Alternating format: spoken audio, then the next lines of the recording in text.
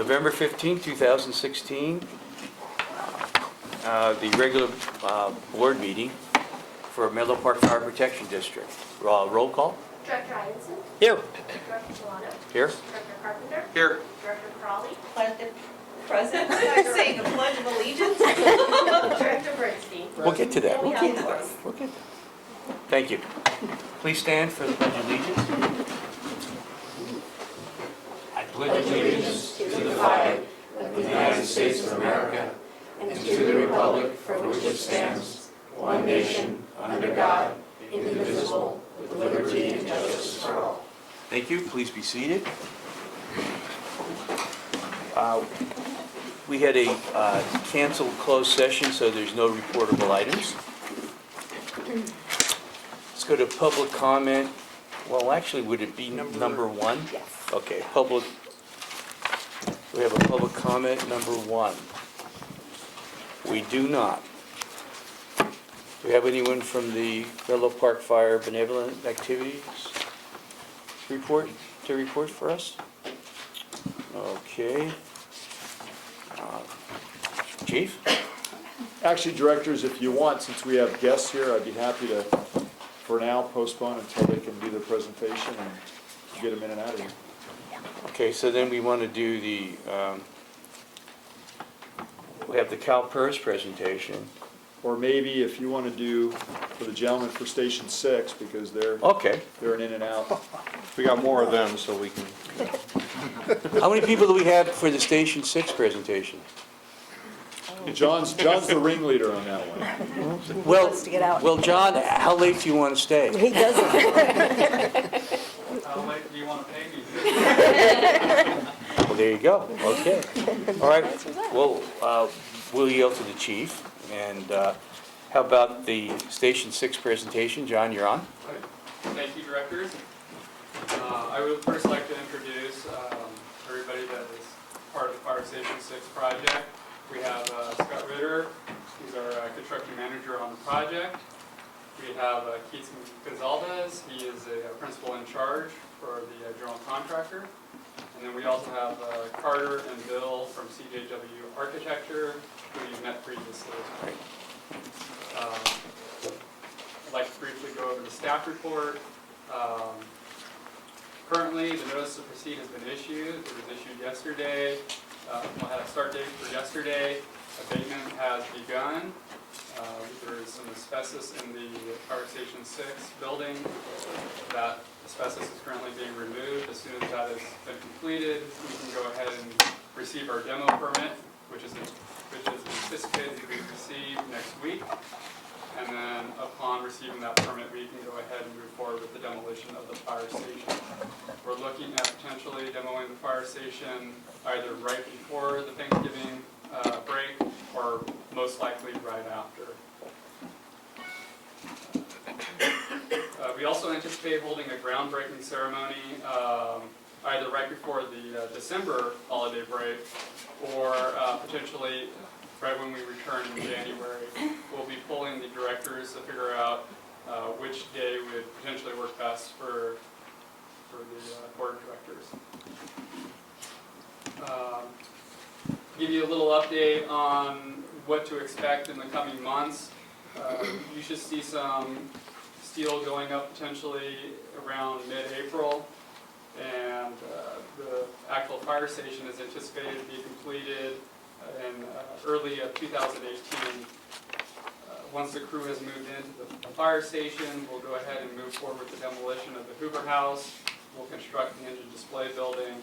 We'll relocate the carriage house, which is currently located at fire station number 1. And the project is anticipated to be completed by mid-2018. That concludes the report. If there's any questions, we'll be happy to answer them.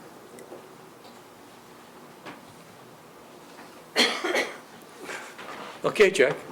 I just had Yeah, but- one question. I was curious, it looks like you spent money on furniture already. I wondered why that was. So we do have the Hoover House where the crew has moved into. So there is furniture and equipment. So there is like some recliners that we need to put in there. They'll most likely be moved into the new fire station once they move in there.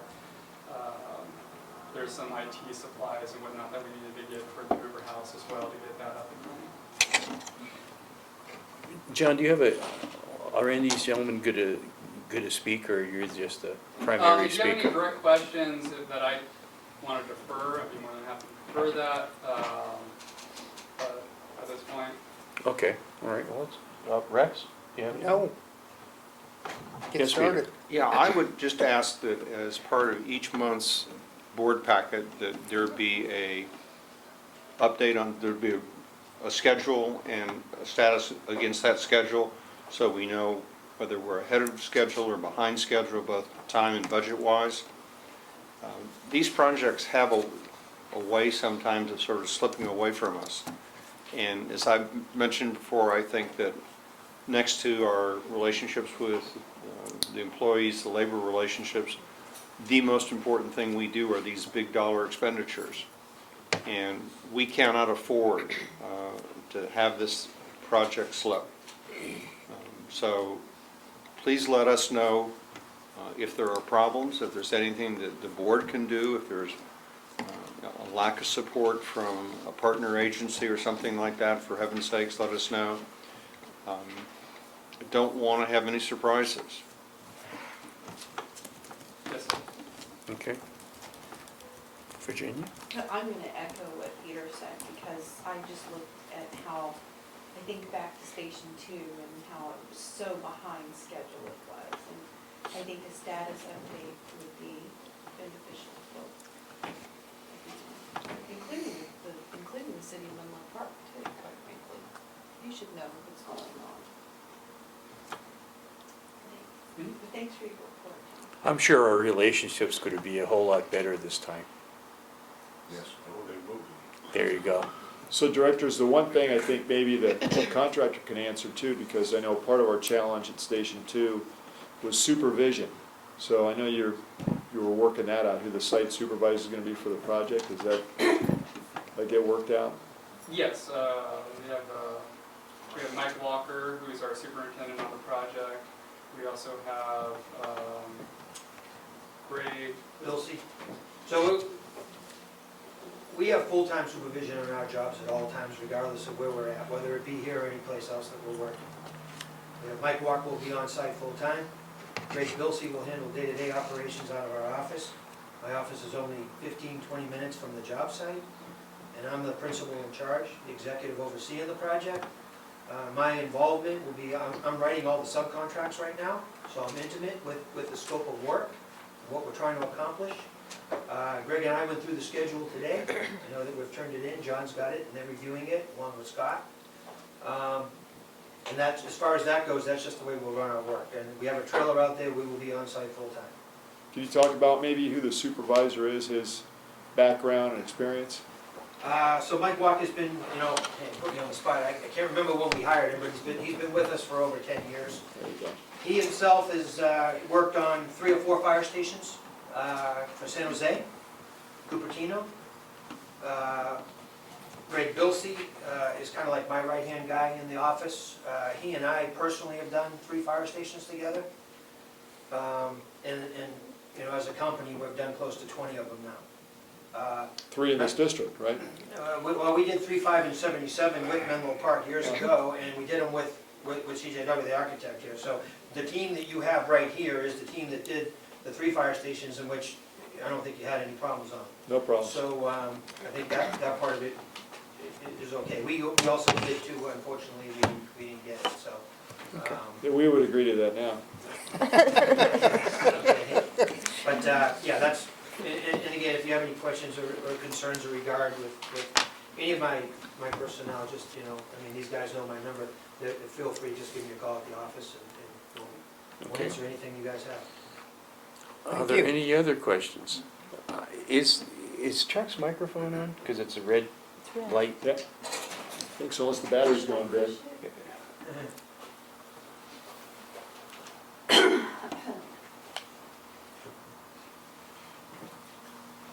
There you go. Go ahead, Chuck.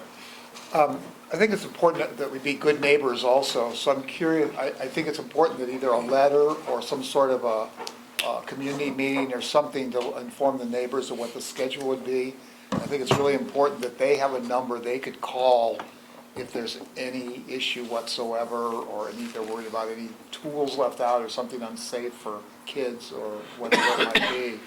And the other thing, I'm assuming that we have to adhere to the normal Menlo Park construction hours, is that right? Okay. So, I live next to a school that was just built, and they were working at 6 in the morning and so forth, but they didn't have to. But I think it's important to let neighbors know what those construction hours are. I assume that doesn't include the weekends, that if there's any issues whatsoever, that there's a number they can call. Correct. There are typical hours for construction, Monday through Friday, I believe 8 to 6. On occasion, if there's special activities that are occurring that we know like is going to take a longer period of time, such as possibly pouring the concrete, you may typically ask the city for an extended construction hours to complete that task, but it's pending their approval. So currently, the approved hours are their standard hours. In regards to neighbor outreach began many years ago throughout the entire planning process. There was a door-to-door outreach that was conducted, I believe, by the fire chief. As we got closer to planning approval, I did door-to-door outreach. And as we have now gotten even closer to actual construction, we've also done some outreach with our most of the closer neighbors to our property and talking to them about any concerns they may have. For example, we moved into the Hoover House recently. That's a little bit of a change for that direct neighbor right next door. So they have some concerns. We're creating a little bit more noise than they're used to. So we're working on ways to try to mitigate that impact to them. So there has been outreach, but there will be additional outreach as soon as the project gets moving forward. We have a full-time inspector on the site, as well as a full-time superintendent. A lot of times, our full-time inspector will go next door to the adjacent properties and talk with those neighbors and let them know if there's any problems to contact him. I've also done the same thing where I've given them my phone numbers and my email addresses, so if they ever have any problems, they have direct contact with the district as well. Great. And I just would like to clarify, you did have a question earlier about the furniture. If you look at that line item, it's actually furniture, equipment, temporary, and signage. Majority of that expenditure is temporary, so those were improvements done to the Hoover House. So we actually did a small enclosure, which was the majority of that cost. It wasn't, the majority was not furniture. Yes. How about parking for the personnel assigned to the station during construction? So there is two parking concerns. There's that concern as well as the construction parking concern. In regards to firefighter parking, there is space available in the front of the Hoover House for up to 4 vehicles. Currently, we have 3 personnel staffed at that station. In regards to contractor parking, the district did some outreach to some local developers, and there's currently some property available on El Camino, which we can use for a period of time prior to that development occurring, where the contractor can stage their construction vehicles. Because that tends to be one of the biggest irritants when people are next to a construction site, is they lose their own parking space. And thank you for thinking about that, doing what you just described. I have nothing else. Any further discussion? Thank you, gentlemen, and John. Even though, no, well, let me rephrase it. All gentlemen, including John. Thank you. Especially Tom. Thank you, directors.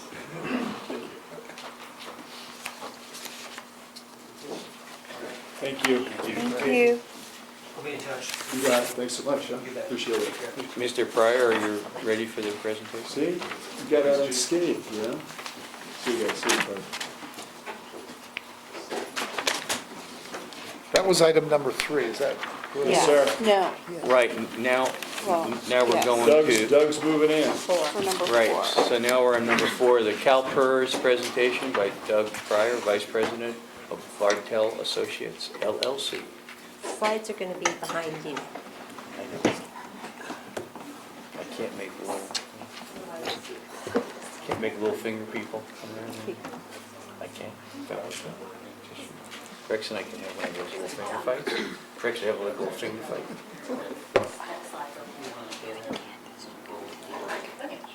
Okay, Doug, give us the good news. Actually, about this weekend, this one. Yes. With the insert. You know, I was out here earlier this year. This is, I think this will be relatively short because this is an update on the information that we provided back in February. Back then, we had the CalPERS June 30, 14 valuation. Since then, we've released a new report. But the biggest change is probably the investment return that's available at this point. So there's really no basic changes to the projections. Since that last presentation, in terms of changes at CalPERS, everything we incorporated back then is incorporated today in the projections. And we just have a reminder there about all the projections. When you look at the rates, do not include the 3% member contribution. So it's looking at total district before that offset. And then what is new is that we have included the impact of an additional $6.2 million contribution for next year. One other thing I should have mentioned offhand is, or initially, is that the last time we were here, we did both miscellaneous and safety. The safety is the big chunk of the liability, so kind of save time and fees. This is just the safety plan tonight.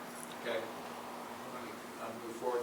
This is background on just kind of all the things that have been going on at CalPERS that, again, were included in the last valuation. You have a number of changes that have been going on with how they're reflecting gains and losses and things within the valuations each year. That first hit in the 13 valuation. They made some changes to the risk pool and then made assumption changes in the 14 valuation. So I can go into this in more detail. There's really nothing new from last time, so if you want me to back up and Are you a no for overtime, or go are through you yes? any of that in detail, I can, but if not, I'll just keep moving forward. Okay, thank you. Move forward, one more slide. Oh, I'm sorry, keep back up one. The only thing I want to mention here, this is one little piece of information that is new, which is that last square bullet there is that CalPERS is looking at the capital market assumption. So that means that the 7.5% discount rate that they're currently using, they are going to take another look at and review. A few actuaries at CalPERS have made comments that they believe when they go through that study, they may lower that rate another 25 to 50 basis points, which will, of course, increase contributions in the CalPERS plan. So that's something that's relatively new. We haven't done any sensitivity or taken that into account. It's just something that could happen down the road. So when did that possible change get announced? The 25 to 50 basis points decrease? Yeah, there hasn't been anything official. It's been at, honestly, I don't even know what conferences the statements were made, but at certain conferences, CalPERS actuaries have presented and in discussing, they've kind of expressed their views on where they think things might go. So there's nothing official that's been released. Okay, so if that happens, there should be something official released at some point. That's pretty significant, actually, 50 basis points if it goes down there. Yeah, but they really need to go through the process and review the assumptions, and so it's very preliminary. Okay.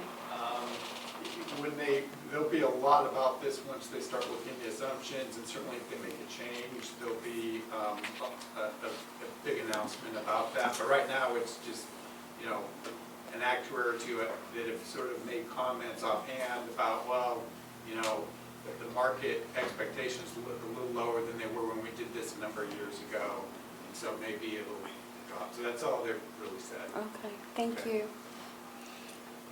In terms of the funded status, this has, we had a projected June 30, 15 in the last valuation, and This has the projected now, June 30, 16, it's only projected because we have estimated the asset return and projected the liability, but as you can see, despite the fact that, you put a significant amount of money towards the unfunded in 14-15 with the $12 million contribution, you're now at June 30, 16, and the unfunded liability is up a little bit. It's at 43.4 million, projected at June 30 of 16.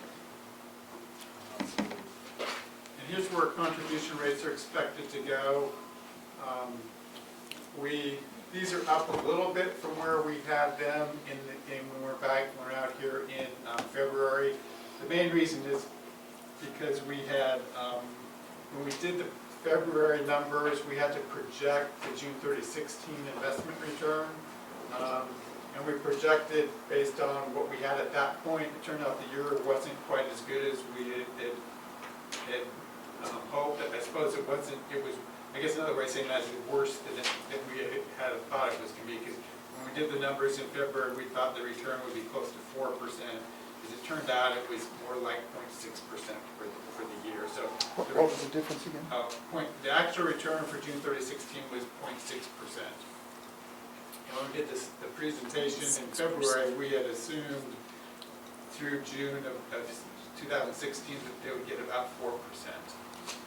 And so that difference is increasing your contribution rates here going forward.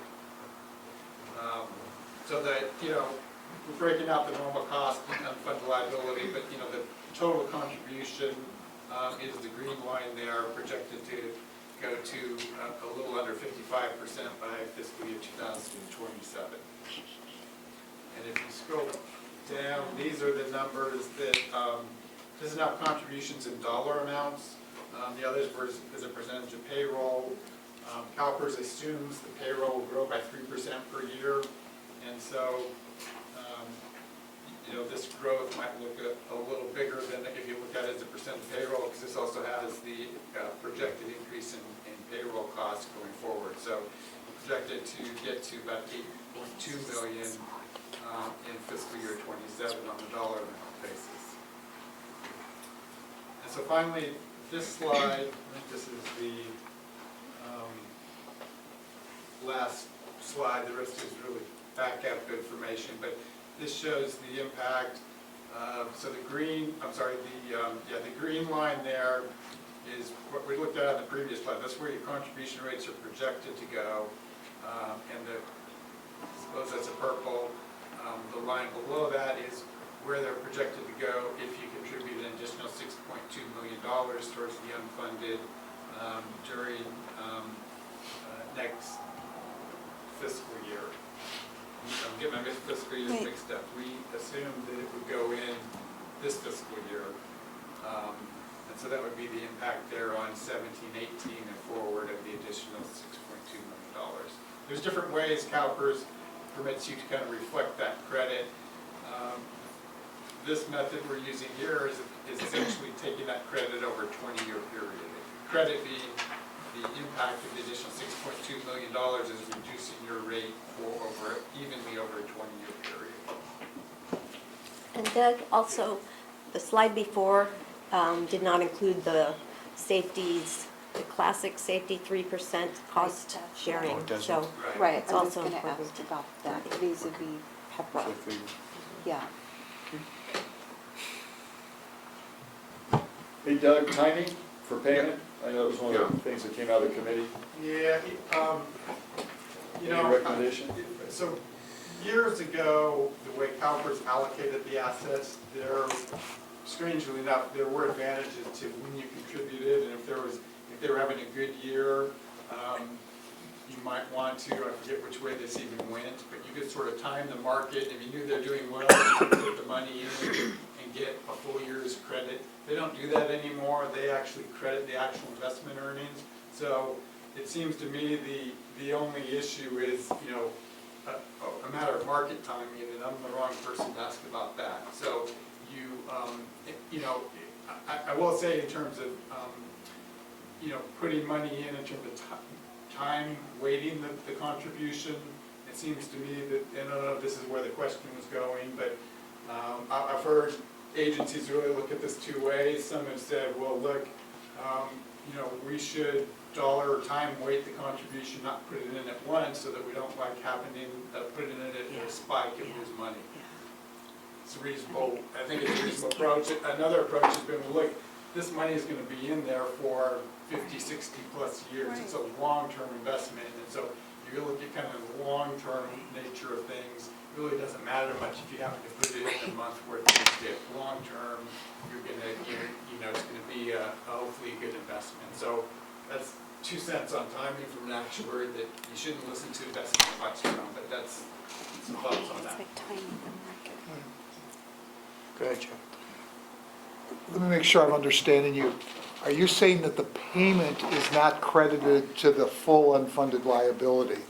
Our unfunded liability would not go down 6.2 million if we put in 6.2 million? No, it will go down to 6.2 million if you put it in, But it seems to me then the timing, what you'd want to do is wait, if you think this year is going to have a better return than last year, you'd wait until there was a new valuation or a revaluation of our unfunded liability. Because if the unfunded liability came down, 6.2 million would be a greater percentage of it. Be and worth fixed. more. It would be worth more relative to the total balance. Well, when you put the money in, you're gonna essentially get the market return credited on that investment. So if you put it in, January 1, and they lose 4% for January 1 through June 30 of next year, you get 4% on the money. If they go up by 10%, you're gonna get 10% return on that money. So you put the money in, and you're gonna get whatever return CalPERS gets on the pooled assets. Yeah, but that's only for that year. What I'm saying to you is, let's just say that our unfunded liability is 40 million, and we put the money in then, and it brings it down to 34 million. Okay. That's whatever percent 6 over, that 6 is worth 6/34 of that total, well, 6/40, yeah, 6/40. But if you waited until the liability was only 30 million, it would be 6/30. It would be more value, you would be reducing your liability by fixed dollars rather than discounted dollars. In other words, the minute you put the 6 million in, when they revalue that 6 million might only be worth 4 million right at that point, Depending on what they earned. what they earned, yeah. Yeah, I mean, certainly, I think, the longer you wait, the bigger impact it's gonna have on your unfunded. I think maybe that's what. That's what I'm trying to say, not the year earnings, which I understand what you're Right. saying, but it would have a bigger impact on reducing your unfunded liability, because the dollars are worth more. It's like Right. balance of trade dollar, you know what I'm saying? Your dollar is worth more. Yeah. Well, yeah, I guess, but your dollar is, I mean, first of all, where is that money if it's not with CalPERS, right? So if you wait, well, it will have, long-term, you're hopefully, your expectation is your unfunded will be lower, right? And so the impact of that $6 million will have a bigger impact on your unfunded, right? But you also have, if you have $6.2 million today, right, where do you want that money invested? We have almost no alternative. We invested in very low yield, Right. basically overnight cash kind of things. It's the same yield as CalPERS, basically. Well, no, they're in a much more speculative market than we are. Yeah, and one of the things, though, that I think we need to look at is Our that choices are limited. nobody can guess accurately what the market's going to do. You just don't know. And if we did, we'd have a lot more money. Trying to play the market that way it's really fruitless, especially on a long-term investment like this. That's my opinion. I'm just concerned that the minute we put the money in, when it's revalued, they're gonna devalue it, so that Yeah, 6 million's only worth 4 right Except then. yields were so low at the end of this last fiscal year, and now they're But starting that's to what's go up, really- so, But if they go up, then the unfunded liability will come down, right. which makes our 6 million worth more. More, right. that's a different way of looking at it. No, that's what I'm trying to that's what we're say. saying, yeah. It's not the earnings issue, it's the, What, that 6 million now is worth 8 million in new, Okay. and it's substantial. It could be worth an extra million or 2 million. It's not a small amount. You know, you're in this business, aren't there people that you interact with that can consult with you and help you give us the timing advice? And it's not timing the market issue, it's much more recognizing, as Director Bernstein pointed out, that we have the opportunity for, if we delay, I don't see the downside of delaying in terms of increasing what the value of our contribution, but I'm not an expert on this. And you must know people who look at this all the time and advise jurisdictions that have a lot more money at risk than we do, Well, so. to walk in maybe the last day of the fiscal year and say, here's your 6 million. I guess I'd say, I don't know that you can or shouldn't ignore the investment earnings. I mean, if you look at district assets plus your unfunded in CalPERS, or offset by your unfunded CalPERS, right? Well, you know, in the big picture of things, between those two, a contribution to CalPERS doesn't change your balance sheet, right? Because the money that you have for district assets goes to CalPERS and offsets your unfunded. Your total sort of assets don't change, right? So, to me, you know, if you had the money today, let's suppose you're making nothing on that money, right? It might be very low, 1% or something, right? It's a good assumption. Right, okay. So if you have that $6.2 million today and you keep it with the district, you have $6.2 million 2 years from now. Hopefully CalPERS is going to earn more than 0%. Now, it could be worse, but long term, they're probably going to earn a lot more than 0%. And so that $6.2 million, if you're 2 years from now, will be, you know, if they earn 5% maybe per year, maybe it's $6.6 million. So if you looked at your total balance sheet, you're in a better position 2 years from now if you put the money with CalPERS and you earn 5% a year than if you keep it with the district and you don't earn any money. So we should, just from a timing standpoint, we should consider this money as going from our best investment opportunity to CalPERS' best investment opportunity. And I think historically, they have always done better than we have done, simply because we are restricted by law from doing an awful lot of things. I would suggest we take this offline and that you let Director Bernstein continue to have this conversation and come back at a subsequent meeting with a recommendation on timing, because I don't understand it.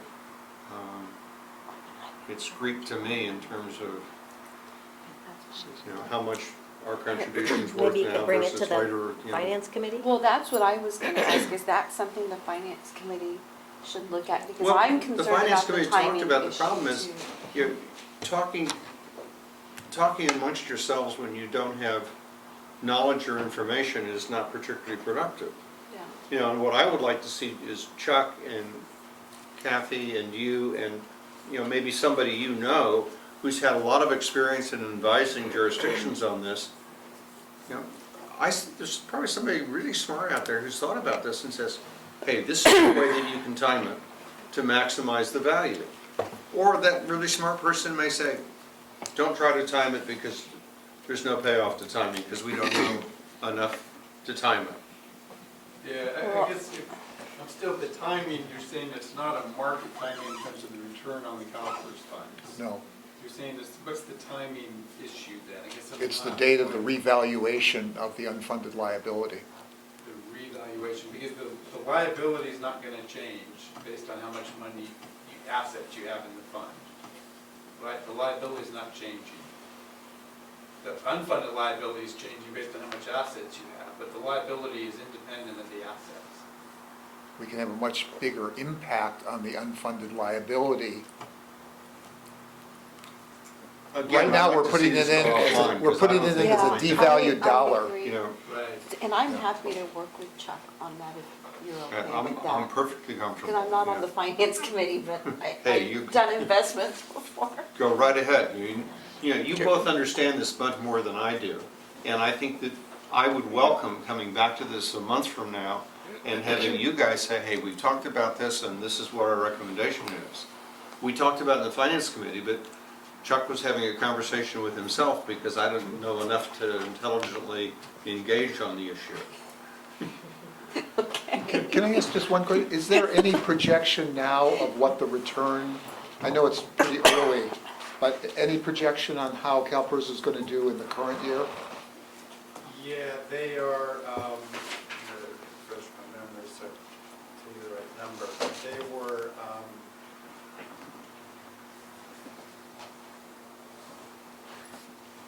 So here, they were a little bit, slightly ahead of 7.5% through July, into July, and I think we also then had through October available yet, that doesn't sound right, but there was something, July was available, then maybe it was August or September, I can't remember which one, but at those points in time, they were a little bit ahead of the 7.5% return.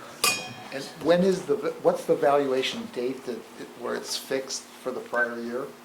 So the valuations. It's like 2 years back, isn't it? Yeah, Valuations are. that's the June problem. 30th. They're 2 years behind. They issue the valuation on June 30th? Right, so they measure, they're looking at where your assets, what the value of assets are each June 30th, and that determines the contribution 2 years forward, right? So the June 30, 17 assets will determine your 19 to 20 right. contributions. Okay, well, So- let's do this. Let's bring it back to finance, and then, Peter, if you could, I'll defer Sit- to Virginia. that'd be great. And thanks for the next, we'll defer to Virginia, where that she'll attend the next meeting as, on the finance committee. I wouldn't even do it that way. I just say, we would ask, Ad hoc committee. ask the No, two of them. let's not make no ad hoc. Oh, okay. No, it's not even ad hoc. Right, just The two of attend you in work with in those Peter's people. place. You know, and then Chuck, you come to the finance committee with the report. Right. Because if we That's have a good three of us idea. there, we got a problem. Yeah. Right, you can't do three. So Okay. can we get this actual report in a physical copy for us to look Yeah, at? Oh, the slides? Yeah, Yeah, I can send them out to you or get them to Michelle to post them online. yeah. Get copies to you. Yeah, Okay, I thanks, meant that to. would be helpful. Okay, well, let's see what Michelle has What does for Michelle have? reporting of this. Directors Bernstein and Crowley will work together with staff and Doug to determine the best way to time payment efforts. Right. Or someone. And do we It want doesn't to, have to be Doug, because and do we want to set up, like to do it for like the next finance committee date for the meeting? I have that Director Bernstein will report back to the Finance Committee in December with Okay. recommendation. So it should be Kathy, because when we did this before, when Michelle Brott was here, for example, it was given to her in terms of the timing. But since we're, Kathy can work with the board members on when you want to pull the trigger. That's just say when. Are you comfortable with that? You are? Okay. Fine. Are you comfortable? That's, yeah, that's the Well, it big appears we're question. comfortable with that. Could I just ask permission then to, if I have a question, to be able to send an email to Doug about Absolutely. this? Sure, Yeah. sure you can. I mean, we're delegating you that No secrets responsibility. there. Well, I just I wanted to think- be, Yeah. I just wanted to be sure I that. just want to make sure that you guys know that he's an actuarial. He's not the investment Right. Right, guru guy. right. I think let's just get I think we're this helping to out. go through an example, and if we walk through that, but I'll be honest, I'm not completely understanding where you're coming from on this, and if we go through an example, I think we'll be able to figure out, I don't think we need to pull in an investment consultant to do this, but if I can't help you when we do that, go through an example, then maybe that is the next step, but I think we'll be able to kind of hash it out and figure out It's gonna be hard. what you want to do. Okay, And thank I you. just want to clarify, will this still go to the Finance Committee, or will we Yeah. just defer to Kathy? No, okay. defer to Kathy. Well, Peter's mentioned going to the finance committee. If you want to stop and do finance on the way back to the board, that's fine. Joe Wallace, Right. Joe Wallace. you're up But it'll go back to overtime. Kathy Y'all since she decide. oversees Y'all can decide the that. finances. It'll go back to her. So not going back to the finance committee. It could, Yes, go ahead, go to the finance committee before the board after. right, Right, so right, the so it'll finance go, committee can make a recommendation to the board based on whatever information okay, Chuck and I to get. Kathy, finance committee, Right, then to the board. Yeah, Okay, I think. thanks, Michelle. Thank you. Thank you. Thanks, Doug. Thank you, Dan. Okay. Chief's report.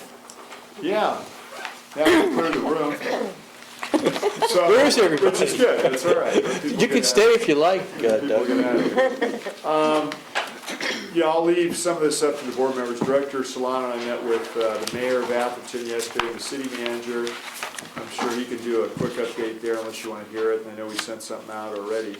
But let me focus on the city of Menlo Park, just because this evening, Tim Kremen and Jim Stevens are actually at their meeting. So I think the letter was distributed, pretty sure that we were sending them today. The meeting that we had, I gave you an update by side letter in addition to this as well. And I thought that went relatively well, meeting with them on impact fees specifically and clarifying some of the issues or confusions in my belief regarding what those impact fees were for, how they worked, why they were what they were. I think former board member Otaki and now council member, I think, was able to really drill down on that very quickly and understand. I thought that was a relatively productive meeting. We're supposed to meet again.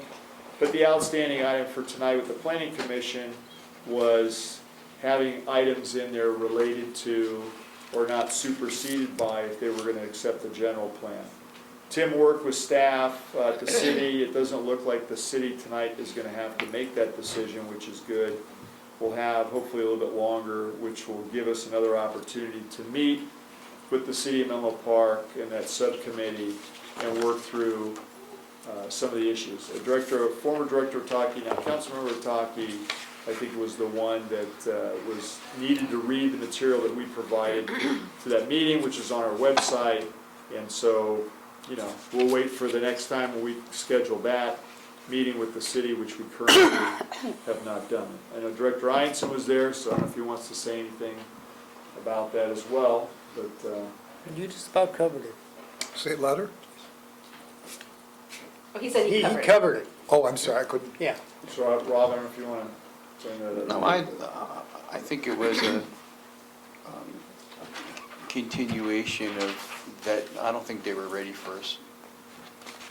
That was the read I got, and they want to have some time to kind of digest all the attachments that you gave them, which was a good job, so. Well, and by Kathy and John Hitchcock too, because John spoke right to the process of impact fees. Kathy spoke to the reserves, property taxes, and finances, which was, I think right to the point. I think the biggest thing that I noticed that was a problem, I noticed it before, was they were working off the wrong impact fee. So they had never been presented with your board-adopted fee, but when I go back and look at my notes, part of that was the managers made the decision never to pass on the information to the councils. So the council members were working off earlier information, which was actually quite a bit off, including information that we were going to try and collect fees on residential structures, which was not true, that there wasn't a credit, that we hadn't reassigned the actual amount, which is now more in line with what Palo Alto does. So there was a lot of different issues that were just so far off the mark because of the way that, again, no disrespect to the managers, but, that information never was passed along. So. Well, this is being recorded, and I just want to be clear. And I understand that these gentlemen are your colleagues when you say no disrespect to the managers. But time and time again, we find with our partner jurisdictions that information we provide them doesn't get to the electeds. And increasingly, it's going to be my position that when we send information to the town executive or the city executive, that we provide the same information to the electeds. Because otherwise, there's a filtration process, intentional or otherwise, that terrifically disadvantages the fire district. Well, and I'll add on to that, not just the fire district, but to the residents and the taxpayers who don't have the right information. And that is very concerning to me because they elect their council or, their elected representatives so that they can get the right information. So if there's a disconnect between the city's, or the town's, well, in this case, the city's administration and the elected people who serve the residents, that's a problem.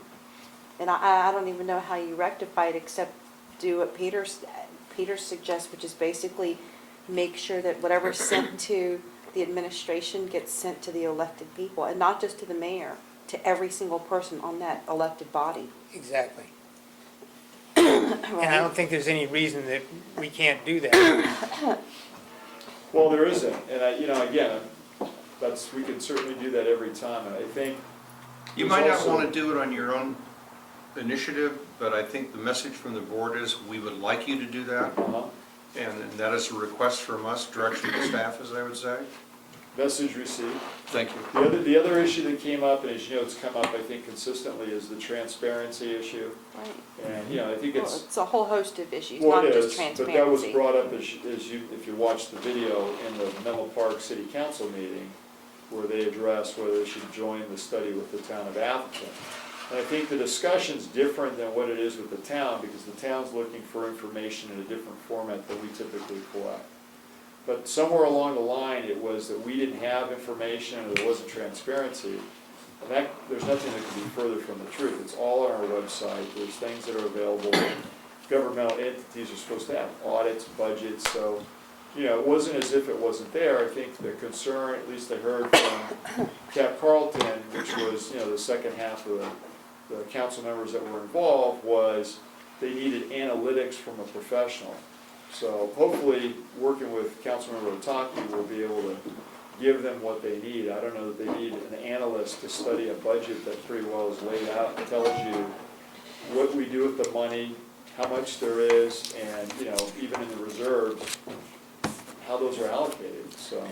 Well, and this also begins with a faulty premise, which is that they have any legitimate reason for that oversight. The citizens of the fire district have elected 5 people to represent them. We're responsible for the budget. We're accountable to the citizens. And I think it's just a huge waste of time and effort on the part of the jurisdictions to engage in this cabal. So that's my report on that item, and I know Director Bernstein had some questions regarding the Insurance Services Organization, which is included in here as well. Not to gloss over any other items if you're interested in those, but we were contacted by ISO, and I think relevant and related as well.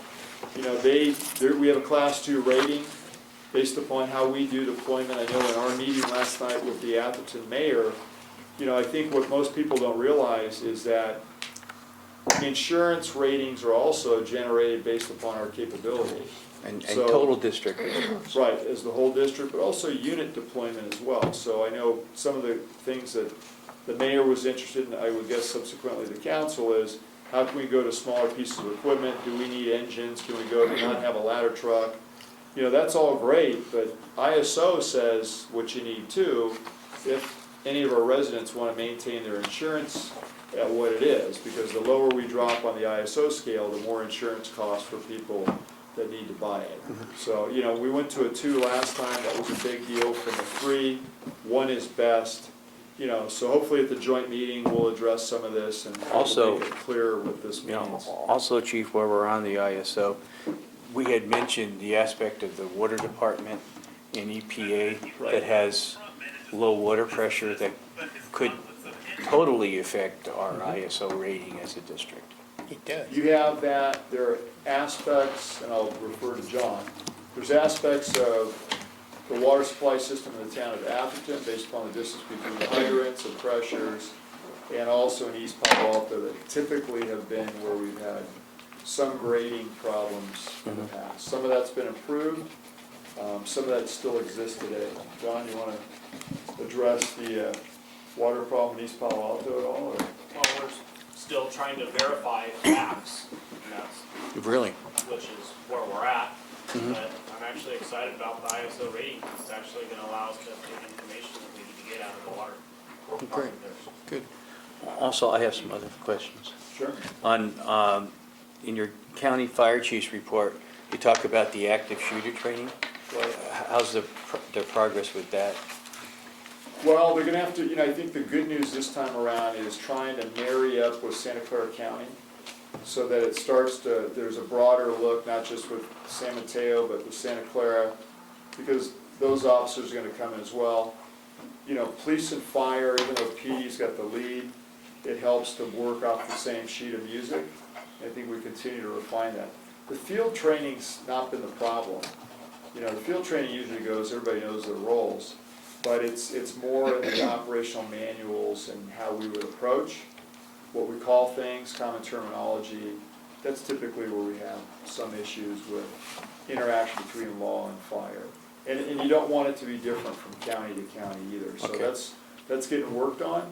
I wouldn't, want to tell you that it's fixed yet, but it's getting worked on. Okay, and the, for Station 2, Yeah. do we have a mechanism set up where we get the feedback from the firefighters that are in that station? Like, is there like an evaluation form or something that they fill out because they've lived there for a while?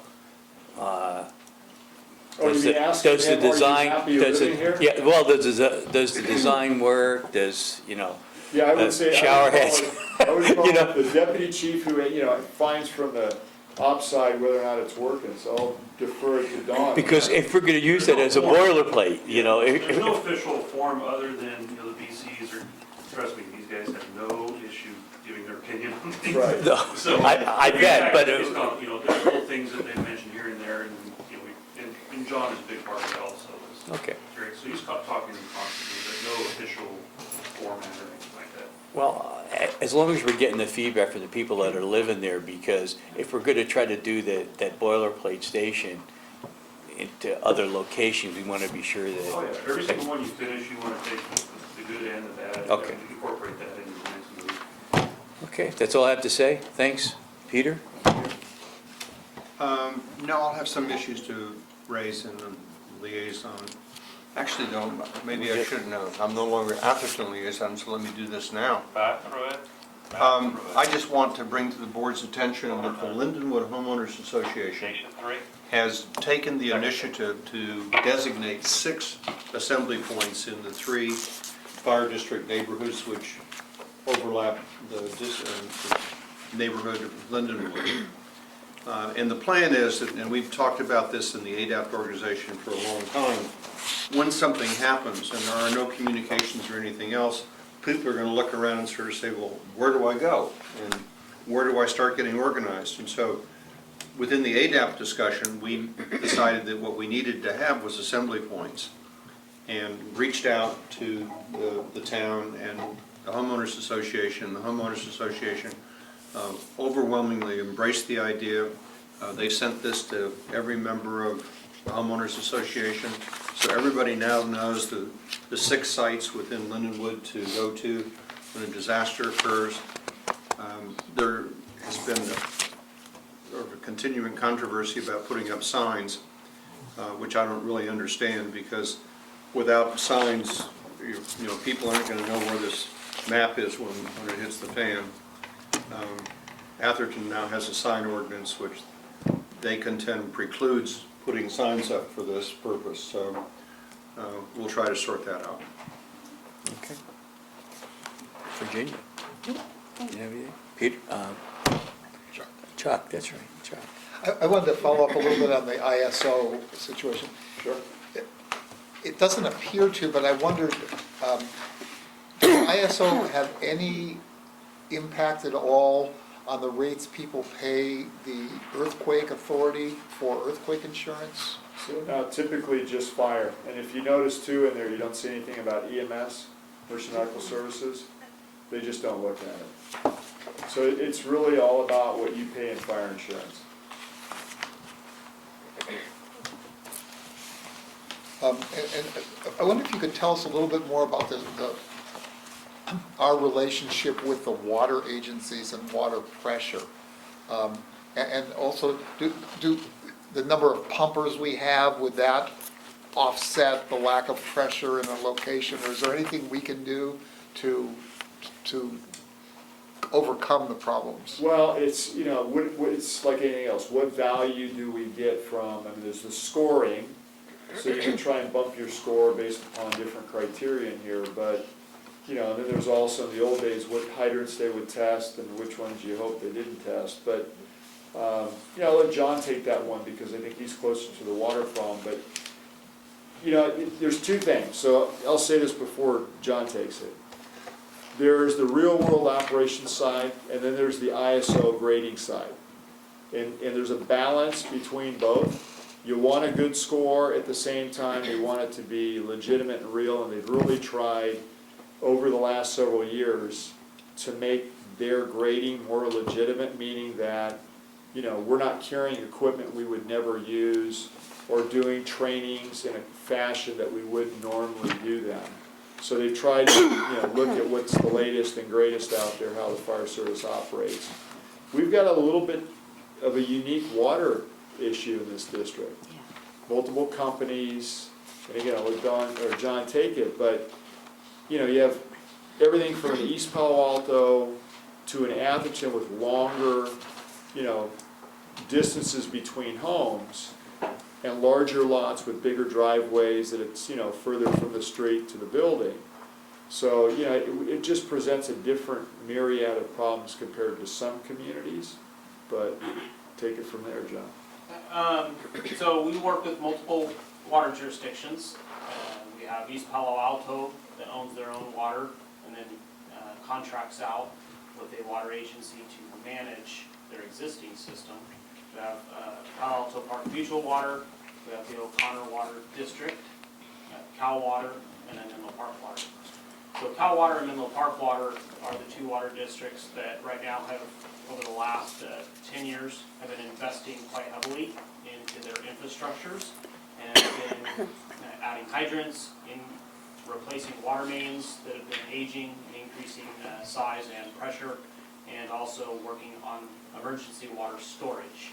So those we don't have issues with, they're very responsive. City of East Palo Alto, very old aging infrastructure, and they have not been able to provide any investment into repairing that system. Palo Alto Park Mutual and O'Connor Water Districts serve primarily residential and have set up their systems to do such. They would not be able to accommodate any commercial growth in their areas if that were to occur. So they are pretty much strictly stuck with residential settings, small residential. With that, O'Connor has a very small emergency water storage, a very low water volume. They're okay on their pressure. Palo Alto Park Mutual Water is somewhat of a mystery. They hide stuff, unfortunately. We have a varying degree of comfortability on the capabilities of their system if something were to actually occur. They have actually a decent infrastructure. They actually, what we see is a very old and aging pump system. So we actually don't have issues when it comes to pressure in our district. Pressure is one aspect, and that's usually what's seen as what helps us run our showers and flush our toilets. That's the whole reason we have the pumps on the engines, is to actually help accommodate getting the water from where it's at to where we need it to be. Actually, what we're more concerned about is actually volume. And so volume is actually our concern and what's actually dictated in the fire code. Because if you're running a system of garden hoses, it's not going to help even if you have 200 pounds of pressure. So I can do a whole lot with 5,000 gallons of water, even if it's at 25 PSI. So we're looking at the capabilities. One is really the reliability of the systems to be able to get a quantity and an emergency supply of water where it needs to be. So we're in the process of making sure that with our development, that the infrastructure is being upgraded and improved. We actually helped the city of East Palo Alto a handful of years ago build a water master plan. Unfortunately, there's no money to go to that. We're actually in the process right now with the city of Menlo Park in building out their water master plan. We actually met with them 2 weeks ago to begin that initial process, and they're actually looking into building some emergency water storage. And O'Connor Water Tract has always been open to work with us when needed, but they serve such a small area, it's not much of an issue for us. And then Palo Alto Park Mutual Water, again, has been very challenging, and I'll leave it at that, but the city of East Palo Alto is working aggressively in regards to that. Again, we need to verify facts when it comes to them. Cal Water and the city of Menlo Park Water, no issues. I gather, John, that there used to be a proliferation of water companies in East Palo Alto. Are they consolidated, or they're still? No, it's still the same. They have 3, basically, right? Yeah, the O'Connor Water Tract serves mainly a small portion of Menlo Park off Right. Minalto into East O'Keefe, and it barely hits into East Palo Alto. Palo Alto Park Mutual is the next largest up from O'Connor, and it covers East Palo Alto over in the west side, and it actually goes under the 101 into the west side of East Palo Alto. And then I think the rest of it. And I think a lot of people probably noticed over the last couple of years the project that Palo Alto had going on in the park opposite the shopping center. And that was putting in a great big huge underwater storage area. And that was to satisfy a state requirement for emergency water supply. And we don't see anything like that in any of the jurisdictions that we serve in terms of figuring out how they're going to meet that state requirement. Well, they've chosen one method as wells. Right, they've got two projects that they're trying to Depends on what accomplish. jurisdiction and- But you know, the problem with wells is if you get an earthquake, it's Right. not guaranteed it's gonna work. So, you know, we believe in storage, because at least storage you have something, but it's not our call in particular. A portion of the data that the water purveyors need to provide is storage. So lack of storage does hurt the overall score in that sense. For us, yeah. And I was looking at our last evaluation today, actually, as I was sending some stuff out.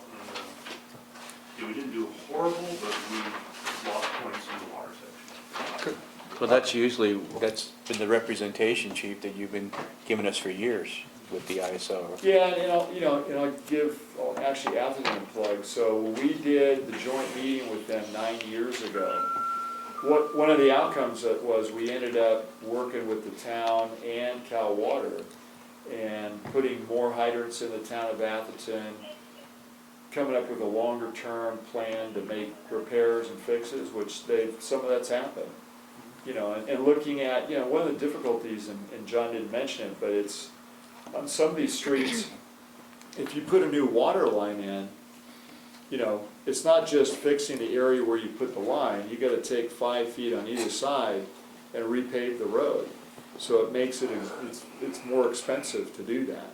So, you know, again, where the fixes will be, how they choose to do it, there's been a lot that's been done, but there's a lot more that needs to be done too. If for some reason our rating were to be downgraded based on something in part of the district, is it possible for the district to have 2 different ratings depending on which water department it serves? You're gonna get your rating, but obviously then you need to work with that, you know, water jurisdiction or the city or whoever and try and change it. I mean, one of the areas traditionally that we had issues with too, which has gotten a little bit better with larger supply but still smaller feeders, is downtown Menlo Park. So it just, you know, it's an old infrastructure. And so, you know, they're gonna have to do something when they get the downtown specific plan going, but, you know, that in of itself has got its own problem, albeit that volume is better now because there's some big, you know, water lines that have been put in there, but it's still got smaller branch lines out from the main line. Well, they take our 5 water companies, they're gonna take that as a collective, and luckily Cal Water moved their ones, it's one of the best ones. So he's gonna weigh all that. To your question, you can have a split rating, although it would probably not happen in a small condensed area like the district. A good example would probably be like Woodside, where they might have hydrants and a water system in one of the towns, but out here it doesn't. You might get a split rating, something like that, but in here, most likely not. Okay, Thank you. so, That's it? is there any other discussion or questions for the chief? Okay, Thanks, Harold. You're welcome. okay. Let's go to the consent calendar. I have a motion. So, Second. So, hold on, can I just ask a quick, so the minutes, the amended minutes, right? That we're approving those. We're Is that- approving items 5 through 9. Right, but the amended minutes would be, where is this? I think, oh, I have one correction on that. we have, I thought we had them in, yeah. For the one on October 18th, Yeah, that's. we started the meeting before, or we ended the meeting before it started. Yes. I figured it was just a typo. So Rob, I'm just curious, because this was passed out to us and it had some of Chuck's corrections, which I agree with. I was going to pull that for especially item 14, or item 14, number 14 on the minutes, which was that President Solano responded by appointing Director Bernstein to be the liaison to Atherton and asked Director Carpenter to be the liaison to East Palo Alto. So I just want to make sure we're approving the correct minutes. We are, according to Michelle. Perfect. Great. Okay, perfect. Then I will second the motion. Well, I've already seconded it. Oh, we have a second, sorry. Yeah. Who was the second? Oh, Oh, okay. And any further discussion? All those in favor? Aye. Opposed? Okay. Regular agenda, item number 10. Consider for approval a resolution to pay $6.52 million towards the district's classic safety CalPERS unfunded liability using the PERS stabilization reserve and employees' 3% cost saving contribution to PERS reserve. Okay, do I have a motion? So moved. Second. Okay, second, a motion. Is this Any subject discussion? to our work? Is this Well, subject to could the I- timing? Could I I think- make a motion then to table this until the December meeting? Second? Yeah. Okay, let's do, yeah, well, Yeah, I because we're forgot, going to because have, we're doing the timing issue. Exactly. Yeah, so Okay. I'll so we withdraw have a my table. second.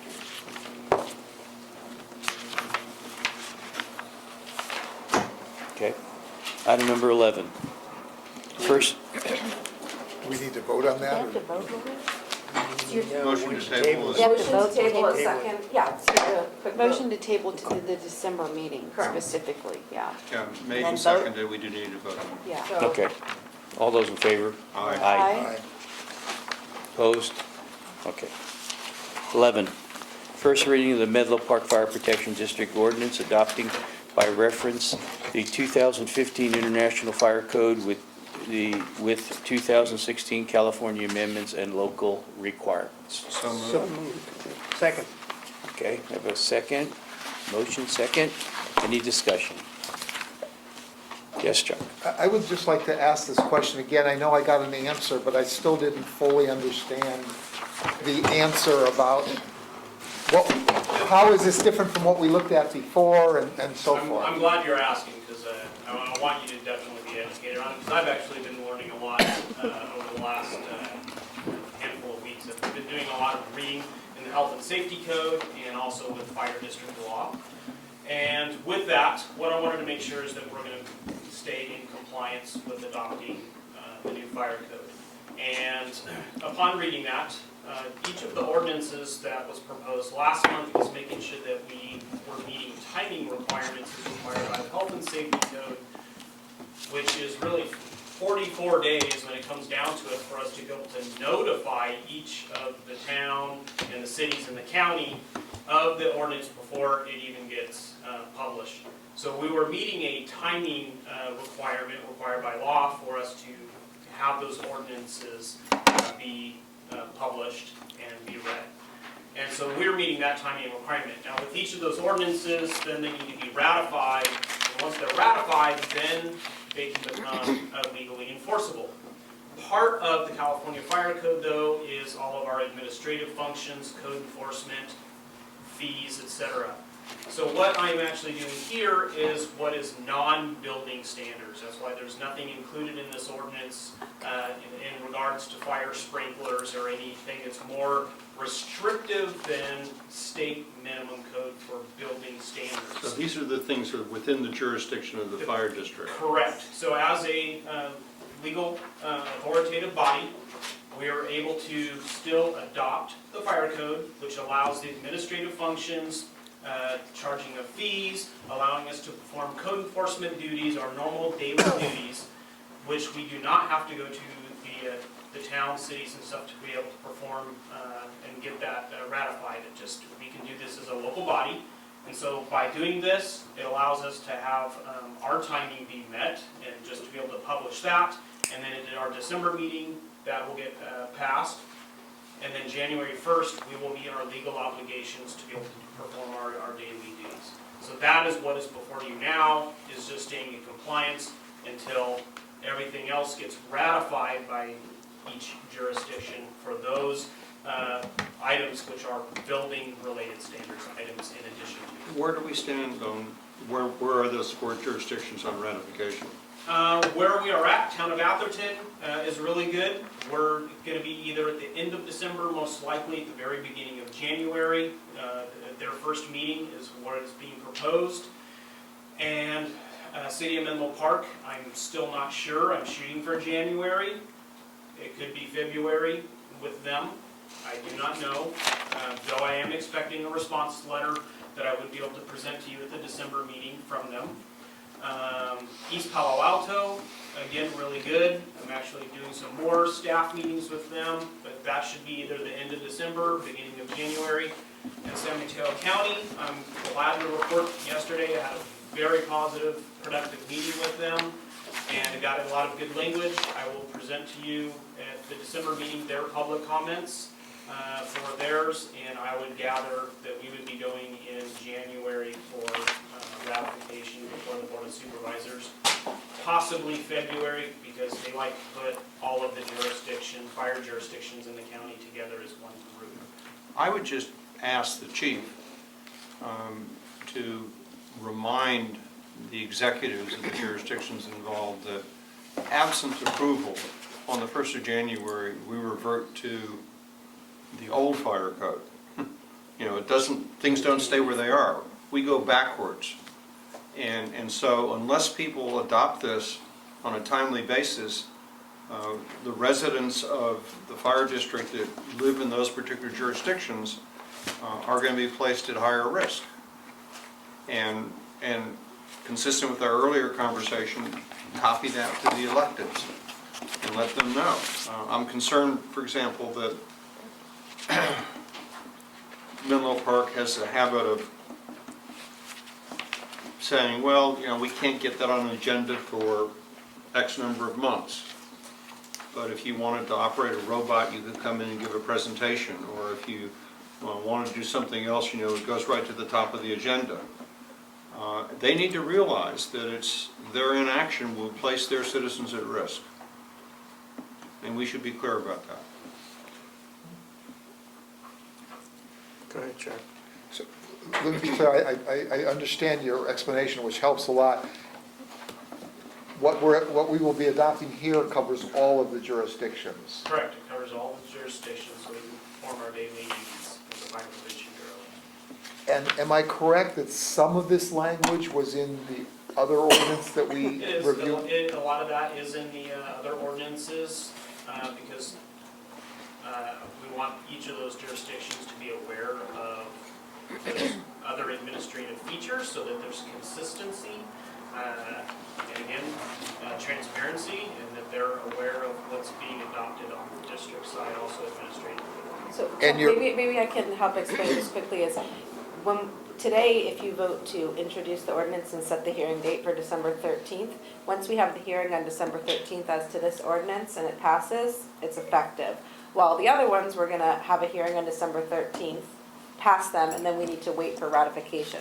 So it's duplicated in both of the ordinances as a courtesy to the jurisdictions, so they have it all in one place. But this one we'll be able to act on regardless of ratification. So in the future, would we strip that out, or would we do this in the same way in subsequent years? We probably would do it this way in subsequent years, but when it's codified, it will look like the ones that, it will be in one document. One document, I see. And we're absolutely sure that there is no discrepancy between that other version and these versions? I believe it's word for word, correct? Yeah, it's word for word, but that's one of the aspects that each of the jurisdictions we work with, and which is why I actually broke it out, because if they have a personal preference and want to make a change, they have the rights to do that. But not in this, not in this Yeah, portion this of one it? that we have here, they do not, correct. It is ours that we're able to work with, but they can change theirs. Well, when you say they have a right to do that, I mean, Correct. So they, according, they have a right to do that only if we also adopt what they've adopted. I'm gonna have to refer some of that to legal, because according to the Health and Safety Code, we adopt an ordinance, but that's part of why we work hand in hand in the preferences, and that's one of the reasons why I separated them out, so that there's some ownership.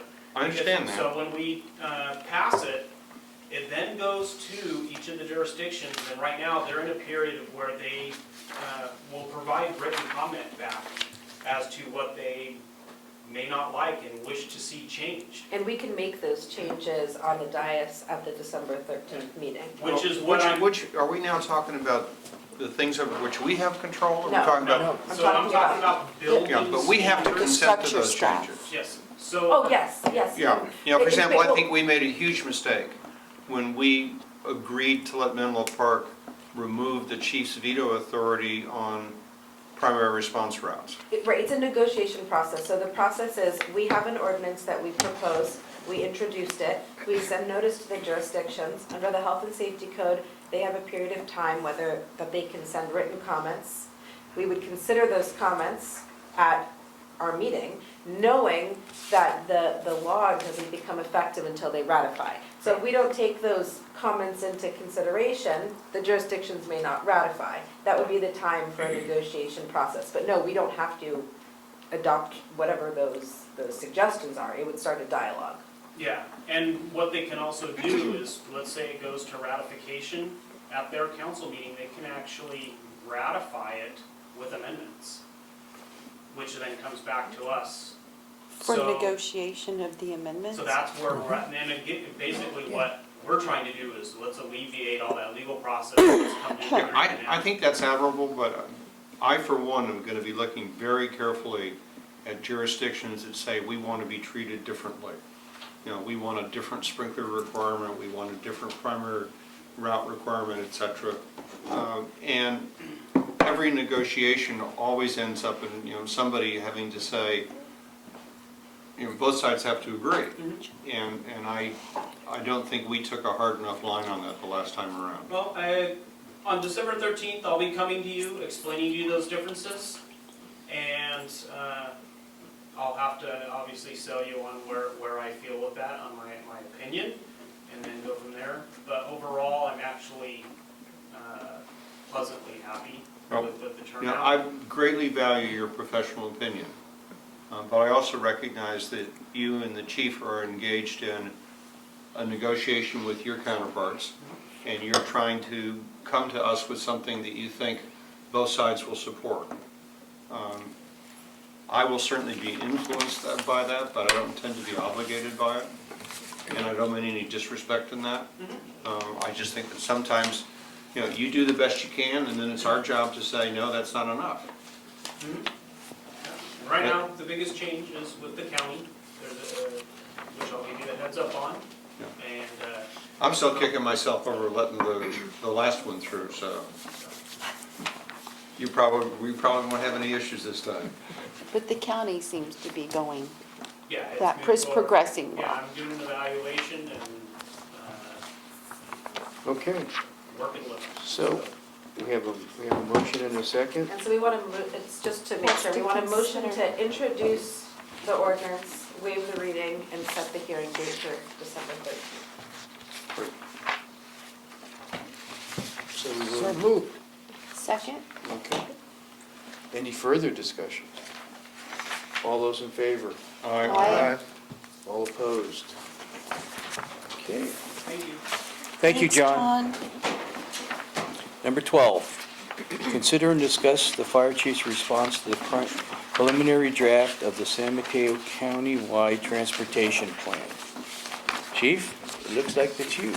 So Director Ianson actually and I went to a, what would they call that, a charrette or whatever that, I'd call Yeah, it, I'd call it sure. something yeah, different. I know you would call it something different, we had that conversation too. But essentially what it was a series of boards with the CCAG or the county's 2040 vision plan for transportation. And then you could put sticky notes up. And so the first part of the report addresses the kind of feel-good questions that they had in that format. There really wasn't anybody to talk to. Well, there's one person there facilitating. And I think it turned a lot of people off. I don't know, I'll let Director Ianson speak to that. I think a lot of people were just disappointed they did not get to have a dialogue Yeah. or a presentation. Putting Post-it notes on something isn't necessarily maybe the best way to do it. But I noticed there was a problem also when I tried to respond to this, when I found out that it was out there, because there was no place to do that. So I actually had to look up the CCAG website and then figure out who to get in touch with, and that's why the person who I addressed it up to their name is John. I've actually spoken to John on the phone. He's received my comments. He said he was going to get back to me and comment. I subsequently sent this to the county fire chiefs. Being a district, I have more latitude just based upon that I don't have to deal with a city manager as an example. And in many jurisdictions, this is not necessarily under the fire chief. It's maybe under the planning department or public works, something like that. And then the other equally kind of, I'm not going to say problematic issue for the cities, but is if they get money from the county directly for road projects, they're not always, I think, as easily interested in maybe commenting on the plan from more of a critical perspective, which is how I try to approach it. The same thing I noted in the Complete Streets document, I noted here. I followed up and made the phone calls. When I talked to John at the county, I don't think they've really ever had anybody participate from public safety. So what you see on page 2, I think the telltale list there under table 1, is you can see the 2040 statements of vision and goals. There's nothing in there towards public safety.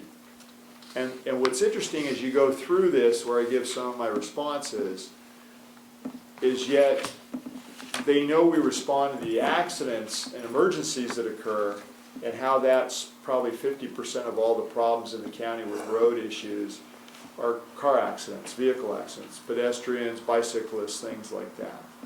So it all kind of fits together, so as the responder, we're not really involved, but yet half the problems they relate to are problems related to accidents in which we go to those types of calls. Law enforcement's kind of in the same boat as we are, talking to the county police chief reps and now doing this in 2 counties, although this is specific to our county. So what's the bottom line in here? And I know Director Bernstein had some questions. Well, just trying to keep, again, this narrative alive that they need to include public safety, that, our response times, we're only as good as our ability to get around. And, in some of these types of emergencies, if there was more of a discussion, specifically if 50% of all the traffic delays are related to accidents, maybe fire and PD should be more involved in what's going on versus not. So if we could get there quicker, we could clear things up faster, people will get to the hospital and be treated much more quickly. And that's really my only interest here, outside of what Dawn's going to go into next, which is performance. So under discussion, I actually put in all the different things that we've done as a district, from emergency response routes to, there's the last time we did the ISO report in 2013, to, going through and you guys doing the resolution 1818, which gets into the response times, and officially doing the standards of cover, you know, and addressing really in probably more of a district-wide perspective, understanding that how we are able to respond and get around, you know, it's not even about configuration sometimes, it's about the ability to get from point A to point B, which we're challenged with regularly. And what I noted in here too, and it's not necessarily, you know, called out completely, but you got a lot of silos with these communities that they don't talk to each other. And, you know, and I'll give you an example of that. So East Palo Alto was working on East Bayshore at the creek because of the creek project, so that's down to 1 lane. At the same time, Menlo Park was working with Facebook money on the center divider on the other side of Willow on the east side, and they took the roadway down to 1 lane over there. East Palo Alto, through the Sobrato project, was working on University, took that down to 1 lane. And then Atherton was working on the Marsh Road Channel, closed down part of Marsh Road. And that all happened in 1 day, simultaneously. So everybody, and it messed, when we had a response, it messed things up. Now, credit to Atherton, they noticed everybody, they had meetings, they put this stuff out. Sobrato's project, day in, day out, based upon needing a lane on University, would change, but they didn't tell us. Same thing on Willow Road with Facebook, sometimes it was 2 lanes, sometimes it was 1 lane, and all of it's relevant. You know, as we get into with the town, especially for your common meeting in El Camino, you know, there's still a proposal and it's still moving forward, which is Middlefield Road in North Fair Oaks being reduced from essentially 4 lanes to 2 with the center lane as a turn lane. But that's being proposed at the same time that once again we'll be looking at options under the Complete Streets project of taking El Camino down from 6 to 4 lanes. So, you know, some of these things are they're not gonna go well together. And, you know, I think that's the part where collectively there needs to be a little bit bigger look, and it needs to have first responders in it. But I can tell you right now, it doesn't. And even some of my counterparts that I was looking to have them kind of jump on board in the name of common sense, you know, they're not necessarily the ones that get to say anything, and probably in some cases they don't want them to say anything simply because, again, they might get in the way of funds that are being allocated, or it's somebody else's responsibility, whether it's the city manager, or again, Public Works, or another department in the city. So that's my report, and it's troubling, it's interesting. I don't know what makes it all better. One of the things I was discussing actually with Caltrans is, and we'll have some more call information for you probably by December, but is on the freeway, for example, maybe going from 1,000 feet to every 500 feet, they put in another doorway for us. Because we continue to be using the doors now, not in the way we envisioned it when we put them in. That was for a significant emergency and water supply and so forth. Now we're using them for medical calls, because we can't get there any other way. So how often have we used them We've this been year? using the doors pretty regularly on the freeways now to try and get to a call that we just can't get a first response unit even through traffic. Meaning you go on the frontage road? Yep. Go on the frontage road and you go to the door. In fact, they were walking up the freeway when that mobile home burned up with the rockets and propane cylinder, and you know, there was a weird call because there was 2 vehicles of the same description, but eventually they went to the freeway door, got out on the freeway, and the apparatus was parked on the frontage road. And that's, again, that wasn't exactly what we envisioned years ago for the use of the doorway system. It wasn't that we wouldn't do medical call, but it typically meant that, you know, you could park the ambulance off the freeway, but a rig could get there on the freeway. We're having problems now, we can't even get down the freeway. Well, since this is being recorded, I just want to do a little bit of history here. People need to understand and appreciate that when you drive down 101 and you look at the sound walls, and you drive through Palo Alto, you don't see any doors. And you drive through other jurisdictions, you don't see any doors. The reasons that there are doors in the Menlo Park Fire Protection District area is because this fire agency insisted with Caltrans that those be added. And that basically sort of represented a new standard where the doors were put in, the distance to the nearest fire hydrant is marked. It makes a huge difference. And I'm glad to know that they're being used more than we anticipated. And certainly if there's anything that we can do to support the request to Caltrans to put more in, let's not wait until we have a Caltrain disaster to say, oh my gosh, we have to do something about this. Well, one area in there, I mean, and I get it, I know why they did it, these lanes that they put in, it does help traffic and it allows you to get off, to the next exit and so forth, but the problem in all this stuff is that there's nowhere to pull over anymore. So, and that makes it difficult for us because they can't yield for the fire apparatus. You'll get there eventually, but it just slows things down. So, I mean, the benefit is it does move traffic. The detriment is there's no room for people to pull off the road typically. And that creates different challenges. So, I don't know what the answer is there. I mean, we got a volume, in the firefighter terminology world, we got the pipes are too small and with a lot of pressure, right? So, I mean, but only so much can go through the pipe. We got a lot of small pipes. And when one backs up, it gets pretty messy. And that's happening a lot. It's happening on the Dumbarton Bridge, it has cause and effect. It's happened on the Bay Shore for different things and it has cause and effect. And it's backing traffic up through every one of these communities to, levels that nobody's ever seen before. And I think the concern that I have, and we'll share it in the joint meeting for Atherton, is one of the things that was interesting when I talked to Caltrans about Menlo Park was they didn't have the other map that we have, which is they have a map that shows how wide the road is, how many lanes, the turn lanes, all that stuff. They don't have any of the branch streets, the feeders off El Camino, which if you look at our map, that's where all the traffic control devices are on. Because I can guarantee you when you're slow on El Camino and you see a side street, especially now with the Waze and Here app, people start taking the residential side streets. And depending upon what happens on El Camino and Atherton, it's already happening.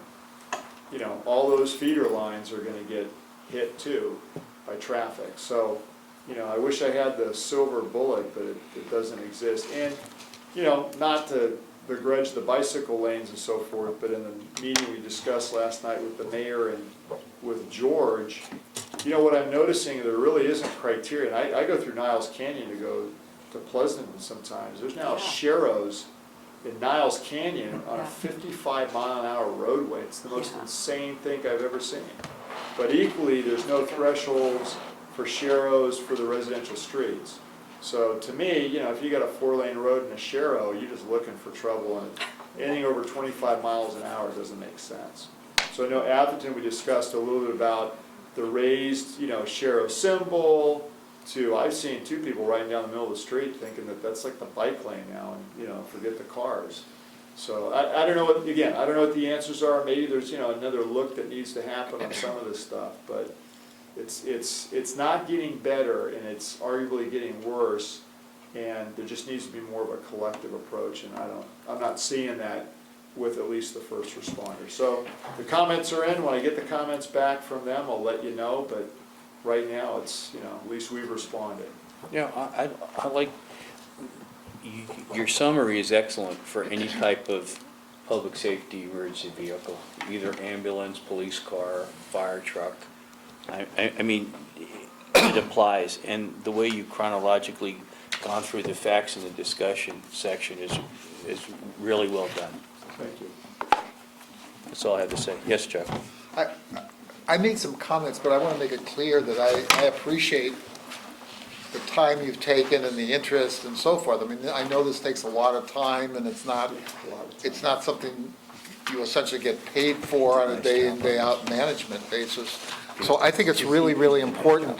The only thing that I'm urging you to do is, because I think you have really good ideas and so forth, I think you should be more proactive in terms of proposing solutions. And I would encourage you maybe to use the fire chiefs group or something of that sort, where it doesn't make sense the way it is. It's sort of obvious and you're sort of exasperated. But I think the question is, what are we gonna do about this? Are we gonna try to have dedicated lanes?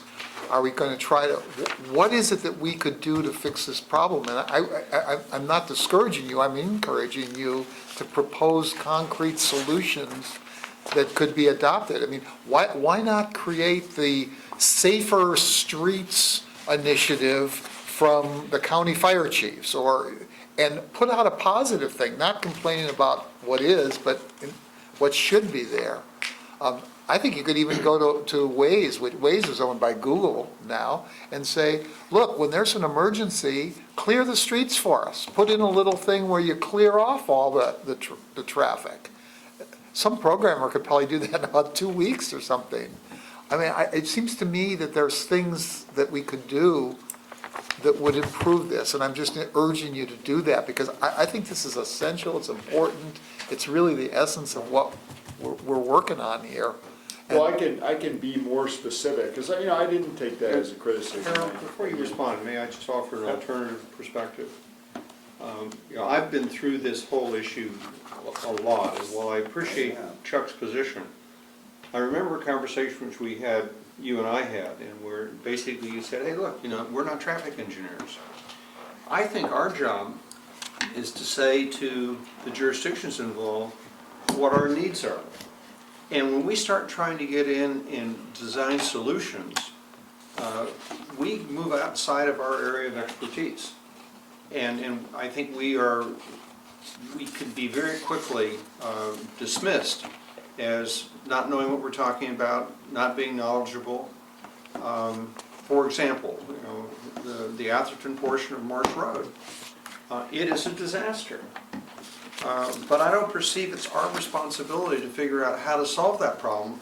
It is our responsibility to make it clear to the town that the way that that road is designed is a huge impediment to us. And we'll discuss this when we start looking at some of the response times. I played around with a whole bunch of ideas about traffic signals and stuff like that. But once I started engaging with people who were knowledgeable, the solutions that I was coming up with were sort of laughed off the table. And it looked sort of foolish. And I quickly retreated, listening to the chief, to, you know, we're not traffic engineers, we're emergency responders. What we need to do is to tell these folks what we need. I'm sure that there is a solution to Marsh Road. If someone's prepared to say, yes, this is what we're going to do. I think it can be handled with signaling, but, you know, I don't have the expertise to, you know, you say, you know, send out a message to Waze. You know, if you had all the lights that were suddenly put in a particular orientation, you would stop traffic going onto Marsh Road, and you would facilitate traffic getting off of Marsh Road, and within a couple of minutes you would empty it out. But again, I don't think we should be in the design business. We should be in the criteria business or the requirements business and say, this is what our requirement is. We need to be able to get from Middlefield to the other end of the Atherton portion of Marsh Road in no more than 90 seconds. So can I just comment? I agree entirely with Peter. I think I wasn't suggesting making designs. I was saying being specific about what we need. We need to be able to have a clear lane in 30 seconds. I'm making this up because I don't even know what we need, frankly. But I think this idea of describing our needs Is important. is what I'm talking about. Yeah, and I go back to sort of saying, you know, we need to be able to get from Marsh Road to, what's the first intersection where it goes 4 lanes? Fair Oaks? Fair Oaks. We need to be able to get from Marsh Road, Middlefield to Fair Oaks in X number of seconds. Right. And, you know, that's the criteria. And if it's a overpass or it's a tunnel or, you know, I don't care. But that's the criteria. So it's a little bit of both, because, for example, you know, Caltrans, by adding cameras that we can see, we, you know, get situational awareness. Drones will do that for us too. You know, the smaller rig, which Don will go into, if we use it as a pilot vehicle, don't commit the larger pieces of equipment until we can actually find the accident, for example, the Dumbarton Bridge, which he'll get into. There's, you know, adopting standards for time, so we're looking at performance, right? To see, are we meeting our mark and where are we not? You know, why is that? What time is that? What are the circumstances behind that? So, I mean, you know, I gotta tell you, we're doing more than anybody else, watching what it is we really are doing. And we're trying different things, and I think, so it's, you know, again, it's between the two items. I mean, to me, the doors on the freeway are basically, should have been an outcome, had I thought about it, of taking all the easements on the side of the road away, and now we have no more room. We've actually told them, could we put the signage out on the freeway, so when you're out on the road, you can see I'm at door 16, and you can see, you know, you can tell us where you are, because we had a problem with that just the other day. The person didn't know where they were. It's dark, it all looks the same. So, you know, I mean, there's things we can do that we're gonna ask for, and, you know, even countywide, you know, we're all on different preemption systems, or some don't even have it. But yet we have automatic aid between all the jurisdictions to respond. So there's common things that can be done. Getting them all to be able to sign a letter or agree, that gets, sadly, it's gotten political. And I didn't realize that, because I'm not worried about that like some of the chiefs that, again, it's not necessarily their assignment, it's given to someone else, and in some cases the managers are like, hey, hands off, we're getting millions of dollars for, you know, El Camino or whatever, and so don't say anything, is essentially what they're not saying, but that's kind of what I get out of it. But we can call you the voice of public safety in San Mateo I County. didn't want to turn into that, but I mean, it's kind of a, you know, again, it's a head scratcher at times, and the further I dug, the more it just, you know, it just doesn't make sense. But part of it is because we never had a seat at the table. And we also need to recognize that one of the reasons that the bicycle people have made such great inroads is because they go to meetings and they speak up and they're mobilized and organized. And we've been sort of sitting back and watching all this stuff happen without saying very much. So that's, I think, our role, is we need to be much more vocal in making sure that people understand. Well, and I want to comment, it's true, I know that there's sort of a feeling of frustration about not having a seat at the table. But what you're describing is a bunch of people who have seats at the table, but they've got no voices in the decision. You've got no seat at the table, but you've got a strong voice. And you know, maybe we ought to be grateful for what we have rather than what we don't have here. But I think everybody wants it to work. I mean, whether you ride a bike or you're a pedestrian or you're in a vehicle, I mean, this is a subject that frustrates everybody. I think the difference for us is, as public safety, this is where people can be severely impacted. You know, homes can burn down, people can die, they can be more severely injured because it's time. And time is Dawn, because I'm kind of laying the groundwork for Dawn's report. Time is really, really important. Overall, we're doing pretty well. But I got to tell you, part of that too is, you know, you've seen the camera footage. I mean, driving the wrong way down roadways was never supposed to be the way that we're doing business around here, but it's the only way we can do it. So, you know, how we get it done, that's you don't want to see how the food gets made, right? I mean, this is one of those, but, you know, Dawn's going to go into that. Okay, let's hear what. I'm sorry, I want to ask just a real quick question though. Could you describe just a little bit how you do the doorways in terms of actually sending people there, and what happens when they're in the center divide and so forth? So it is different. When traffic's stopped, if they're on the shoulder, it's easier. Center divide, you typically you try and reach the accident from one side or the other. And we always respond from both ends. So, you know, center divide is different than the shoulder. Shoulder, if there's a door, we can do it. But we've also had it where when traffic's all stopped, you can use the doorway from the side. We've done, I got to tell you, we have a tape coming you're going to listen to.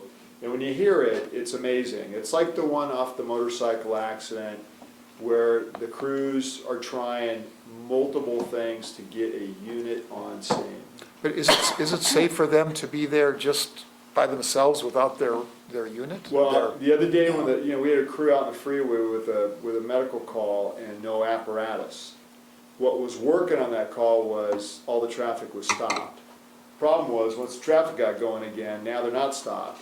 So to your point, it depends. Yeah, my stance on that is never safe being on the freeway. Yeah. As an emergency responder, whether you're police, fire, ambulance, just, you see the stories nonstop across the nation of people getting hit. Yep. Almost to the point where there's some police agencies that tell you to turn your code 3 lights off because they think it's an attractive, people are staring at the 3 lights. I never liked working on the freeway, I don't like having people on the freeway, so. But to what you spoke to is almost a high majority of our responses to the freeway are multi-unit responses, so we got covered grades. A lot of times the first unit, once they start to come on an on-ramp and notice the traffic's that bad, they'll let the other units know, and that's where the strategy starts coming into play. Say, hey, go down and check, try to kind of corral into the nearest door to see who really can get there first. Which is fun to listen to because it's like calling plays for a ball game. Can go try this, and and that's what they're doing. But is that the way this is supposed to happen? That's the troubling part. It's neat to see the creativity. The problem is, the gridlock is so bad that we're getting blocked out of areas.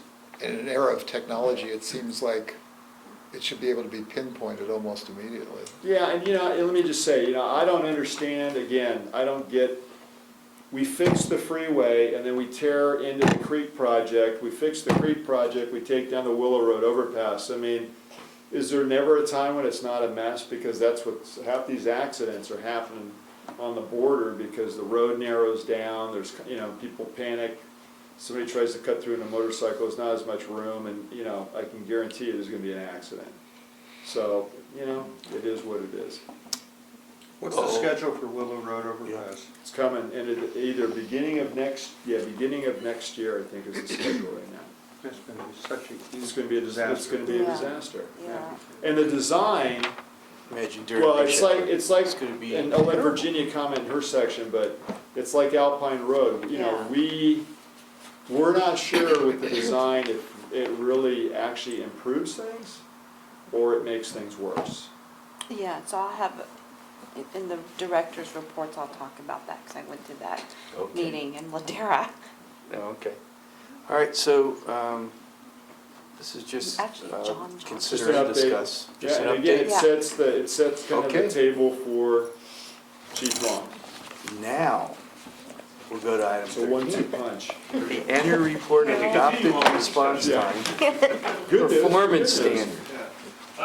Good news and, obviously little things that we know that are still issues for us, but to just back up a little bit, standard cover report, last September, the board adopted resolution 18, and that was to deal with establishing time standards, so basically putting us in parameters, what we're shooting for as goals, and then within that, it was to have an annual update on how we did. So that's where we're kind of moving into this, so a little background information on how we got there. Moving into some of the charts, I'll have to explain a few things because Ben from IT did a lot of work on pulling stats together and compiling this. I know Director Brucey had some questions that we responded to. We were able to send Ben to a fire statistics and data analysis area, which really focused on exactly what you see in this chart here. Just a couple things, fairly self-explanatory, but one thing I wanted to point out that isn't, might be clear or not. When you're looking at the turnout, the travel, and response, if you go down to the count, which is the first line under the space, you'll notice the counts are different. So really, we're looking at each of these columns as individual things, and the reason is we only use what we call clean data. So if we don't have clean data, we don't use that. So that's why those numbers are different. What can cause bad data? It could be as simple as you use MSTs with apparatus to hit en route on scene, clear buttons. If someone forgets this button, it might not get caught right away. They might have to add it to the report later. That's a human just kind of going back and getting it this time. So that's why those numbers are a little different. That's why you kind of have to look at the columns slightly different. The key on, and obviously it's why I highlighted it, we're looking for 7 minutes, 90% of the time for our first unit, whether it's a single unit or a multi-response unit. When you look at that response column with the clean data that we have, including the dispatch, the turnout, the travel time, we are hitting that 7-minute mark 92% of the time. But then if you back up, you look at our turnout time, we're shooting for a minute on turnout time, 2 minutes. We're right there in the ballpark. Travel time, which I don't think is going to be any shocker, that's a little bit of a problem for us around here, Look at travel time, for the 4 minutes, it drops down a little closer to the 80 with the clean data we have. But the key thing is the response data, that's everything that we could collect up for those instances that had full data, and we are hitting that mark 90% of the time. A few of the charts below that are just to throw in some visuals to see what we're doing. The first one's, that first unit, just a graph of how many minutes it takes to respond, so it kind of correlates with that chart. We are falling in that 4-minute range, and then tailing off from there. The other one, the time of day is kind of interesting. Once again, I don't think it's a secret to anyone, but nighttime slows down, but you start to see it trend up in the morning commute. What is a little interesting, it kind of stays at a peak throughout the time between the morning and afternoon commute, which we didn't expect that. Before we went into this, we thought the morning and afternoons were going to be off the chart and it would dip. But it tends to stay up across the top through the afternoon commute, then tails off again. Which chart are you looking at when you I'm say looking that? at this, the chart on the top of page 4. Yeah. The first 2 units, time of day. Gotcha, okay, thank you. So that was really interesting bit for us, for Ben and myself, as we pulled this together. And then the last chart there to deal with the 7 minutes for the first unit response is the greater than 7, where we didn't meet our standard, for what we call the exceptions. And looking at that, it's kind of telling. It's a little lower in the night. The morning, it kind of picks up a little bit, it kind of levels off, and then the afternoon commute, it does spike up, which kind of correlates to what we know some of our issues getting around town. Why are there exceptions? That was one of the questions that Director Bernstein asked. It could be various things. We know traffic's one of them. It could be a unit that's, we call it out of position, which sounds negative, but it's not. But the unit's on a call over here, and they just cleared, and another call comes to the district over here. Well, they're kind of out of position a little bit. Maybe they're not in the station, which we try to keep them central. They could be in the middle of an inspection, a public education presentation, a training evolution where it takes them a little bit longer to get back on the rig and go. So there are those 2 things. The difficult part of that is there's not a real clean way to capture that because dispatch only gives us times. So that's where Ben and I, as we pull this together, realized now we got to start thinking about how can we capture this exception information a little bit better to know is it the traffic, is it something else that we can improve internally. So that's what we'll work on through this next year to see how we can kind of come up with some metrics to figure those things out.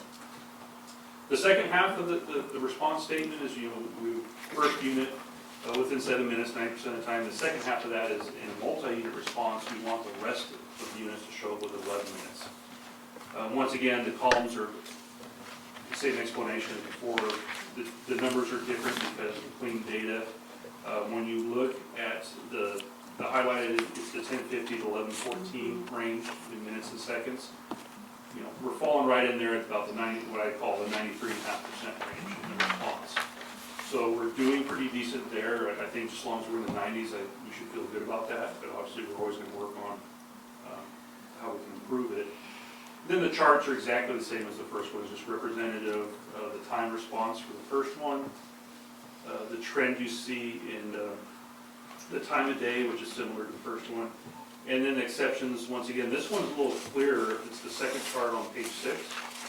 It's a little clearer where you see, the 6, 7, 8, 9 range, a couple big spikes. Tailors off a little bit, and then the afternoon peak spikes up again. So that, to me, that indicates that this traffic is a problem, which once again is not a talker in our area.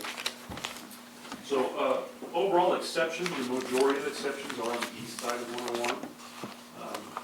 And so one of the Director Bernstein's questions is, possibly why, once again, you kind of have to come up with a hypothesis, but we know that Marsh, Bayfront, Willow, University is jam-packed twice a day during commute. And then not only those, but what Chief always states with the ways out and all that, even all the little side streets. Yeah. You just can't get around those areas. So that is why I believe the exceptions are higher on that side of the grid versus this side. But we did provide a couple maps for you with just some plots. For the morning and afternoon commute, you can see what I call clusters. East side obviously is a big cluster.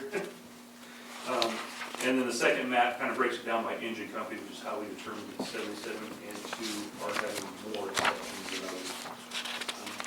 So that's kind of a report in a nutshell. I can answer any questions. One thing I do want to mention is Chief brought it up earlier and touched on it just briefly about the discussion of smaller units. Yes, we are putting a smaller unit in service over there, which we think is going to help. But the correlation between small units and ISO does not really recognize the smaller units because ISO's rating is on the equipment it can carry, which a full engine carries the equipment the ISO requires, a smaller one doesn't. Pump rating, water capacity, all those other things.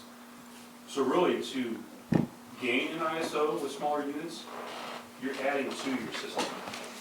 To say that we're going to take the Type 1 engines or the big engines away and replace it with the little ones, that's going to negatively impact our ISO rating in the long run. So that's what Chief alluded to just a little while ago. But the small units are good and they have their purpose, and obviously that's why we bought one. We're envisioning some of the ways we're going to put this in the system over there. One thing Chief mentions, a scout unit. Right now, if we have a multi-unit response to Dunbar Bridge during afternoon rush hour, we commit one engine and then everything else stays back at the base of the bridge. That way the engine gets there, yes, we need you, come on, or if we don't need you, you're going to clear that stuff. Now that engine is stuck for 40, 45 minutes going into Fremont and coming back around. The idea of the squad is, if it's rolling at Station 2 and rolling into 2, let's put that squad out there first. Because, you know, a good majority, or not a majority, a good portion of the time, they get there and find out it's a non-injury, very basic, they don't really need us. Well, you'd rather have that squad tied up. Or the drone out there. Coming back around. That's coming. That big unit. I'm sorry, what was that? Or the drone out there first. That's Or coming the too. drone, yeah, you know, same concept, same We'll get there. But then it's also providing back the flexibility. Engine 2 is the busiest engine when it comes to receiving second EMS calls while they're already on call, which right now means 77 comes over, 1 comes over, 5 comes over. Well, having that squad in the area, they can make that initial dispatch and contact with that patient and get a paramedic there much quicker. So we're hoping all those things are going to improve some of these times where exceptions go down on that side. Okay, well, Chief, I have two. Mhm. Only two. One is the best response. Would you say that it's east side of the highway? Best response relative to Station 77 and Station 2? For time, within our 7-minute range? Where we do better in this? Yeah. That would be the west side, because we know that. Excuse me, the west side, I'm Yeah, sorry. it is better on the west side, because as you look at one map, more exceptions, 42% of our exceptions are on the east side of the freeway, meaning we're not meeting our times 40% of the time just in those conditions. Okay, and then my second one is, if you look at the times for the second vehicle response, and that's what we had, the chief and I had spoken to Atherton about with the smaller vehicle, that if there is an evaluation to bring another vehicle on scene, you're losing 5, 6, 7 minutes, maybe in some cases. You can't. Yeah, so, no, that's what. Well, let me add that's to more that of a- too, because, you know, that conversation that we had, and I'm not just saying this because Carrie's here, probably who has the best response times? It's the town of Atherton. Right, with the smaller. Because you got, that's right, but you have less calls, And more stations. and the More overlap. roadways are opened up Right. with no traffic control devices. So, the majority, you know, that's why it's more difficult. Bellhaven, downtown, Menlo Park, I mean, all those things. So it's congestion, it's, you know, proximity to the station, you know, it's all those different things. And that's, you know, again, I know Atherton doesn't want to add more people per se, but I mean, you know, that also is part of, they just don't have the same population base. The other side, what the squad does as well, is it doesn't create, your point, that move. So to Don's point of the stats, both those rigs on the east side get committed, something's coming over. If it's 5 or 1, 3 and 6 have to slide at some point too, which pulls the unit out of somewhere on the west side. If there's training, other calls, then it really starts to become more of a checker game out there. Thank you, Chief. Can I ask Virginia? just a quick question? So, do these response times, especially on the east side, I'm assuming that they take into account those doors that you have to go through? Well, yeah, that's, You talking about using the freeway doors? Yeah. I'm just thinking operationally, yeah, when I'm listening to these calls, like Chief had mentioned, they're pretty, I won't say entertaining, but pretty interesting at times. Yeah, you got one unit that's tied up in traffic, not being able to move down the freeway, and they're trying to direct the rest of the chess pieces. Go try the door near here, I think it might be close to that. Well, that's a lot of movement going on, and, you know, hopefully, a little bit of luck, a little bit of skill, they get right on the door they need right away. Sometimes they don't. All those things work into a delay on scene, so yeah, that would affect our times. Okay, and so so this is like on average for the whole district, right? These, Yeah. so do we have a breakout, like per, and not that it matters necessarily, but just per area, just so that we understand what the traffic calming mechanisms can do or not do? We do not, we're focusing on the time standard. Okay, for the whole district, that's fine. But I would just, as Harold brought Well, the up, map shows, you know, yeah, but I mean, how much quicker is Atherton versus going someplace down Willow Road? That would take a lot of staff hours. Okay, that's okay. If PSC doesn't I mean, break it just- down that way, we would have to sit there and buy call. Okay, And as you see, our total calls for last year is like, what, 8,000? yeah, it was, well, I mean, Harold just brought up that one of the main reasons that the east side seems to have issues is, their challenges is that you have the traffic calming. And narrow street. Narrow Traffic, streets, yeah, but I mean, volume, yeah, congested roadways, you know, overcrowding with cars parked along every, you know, street, so you can't get around half the time if somebody's in your way. I mean, lack of Okay. water. yeah.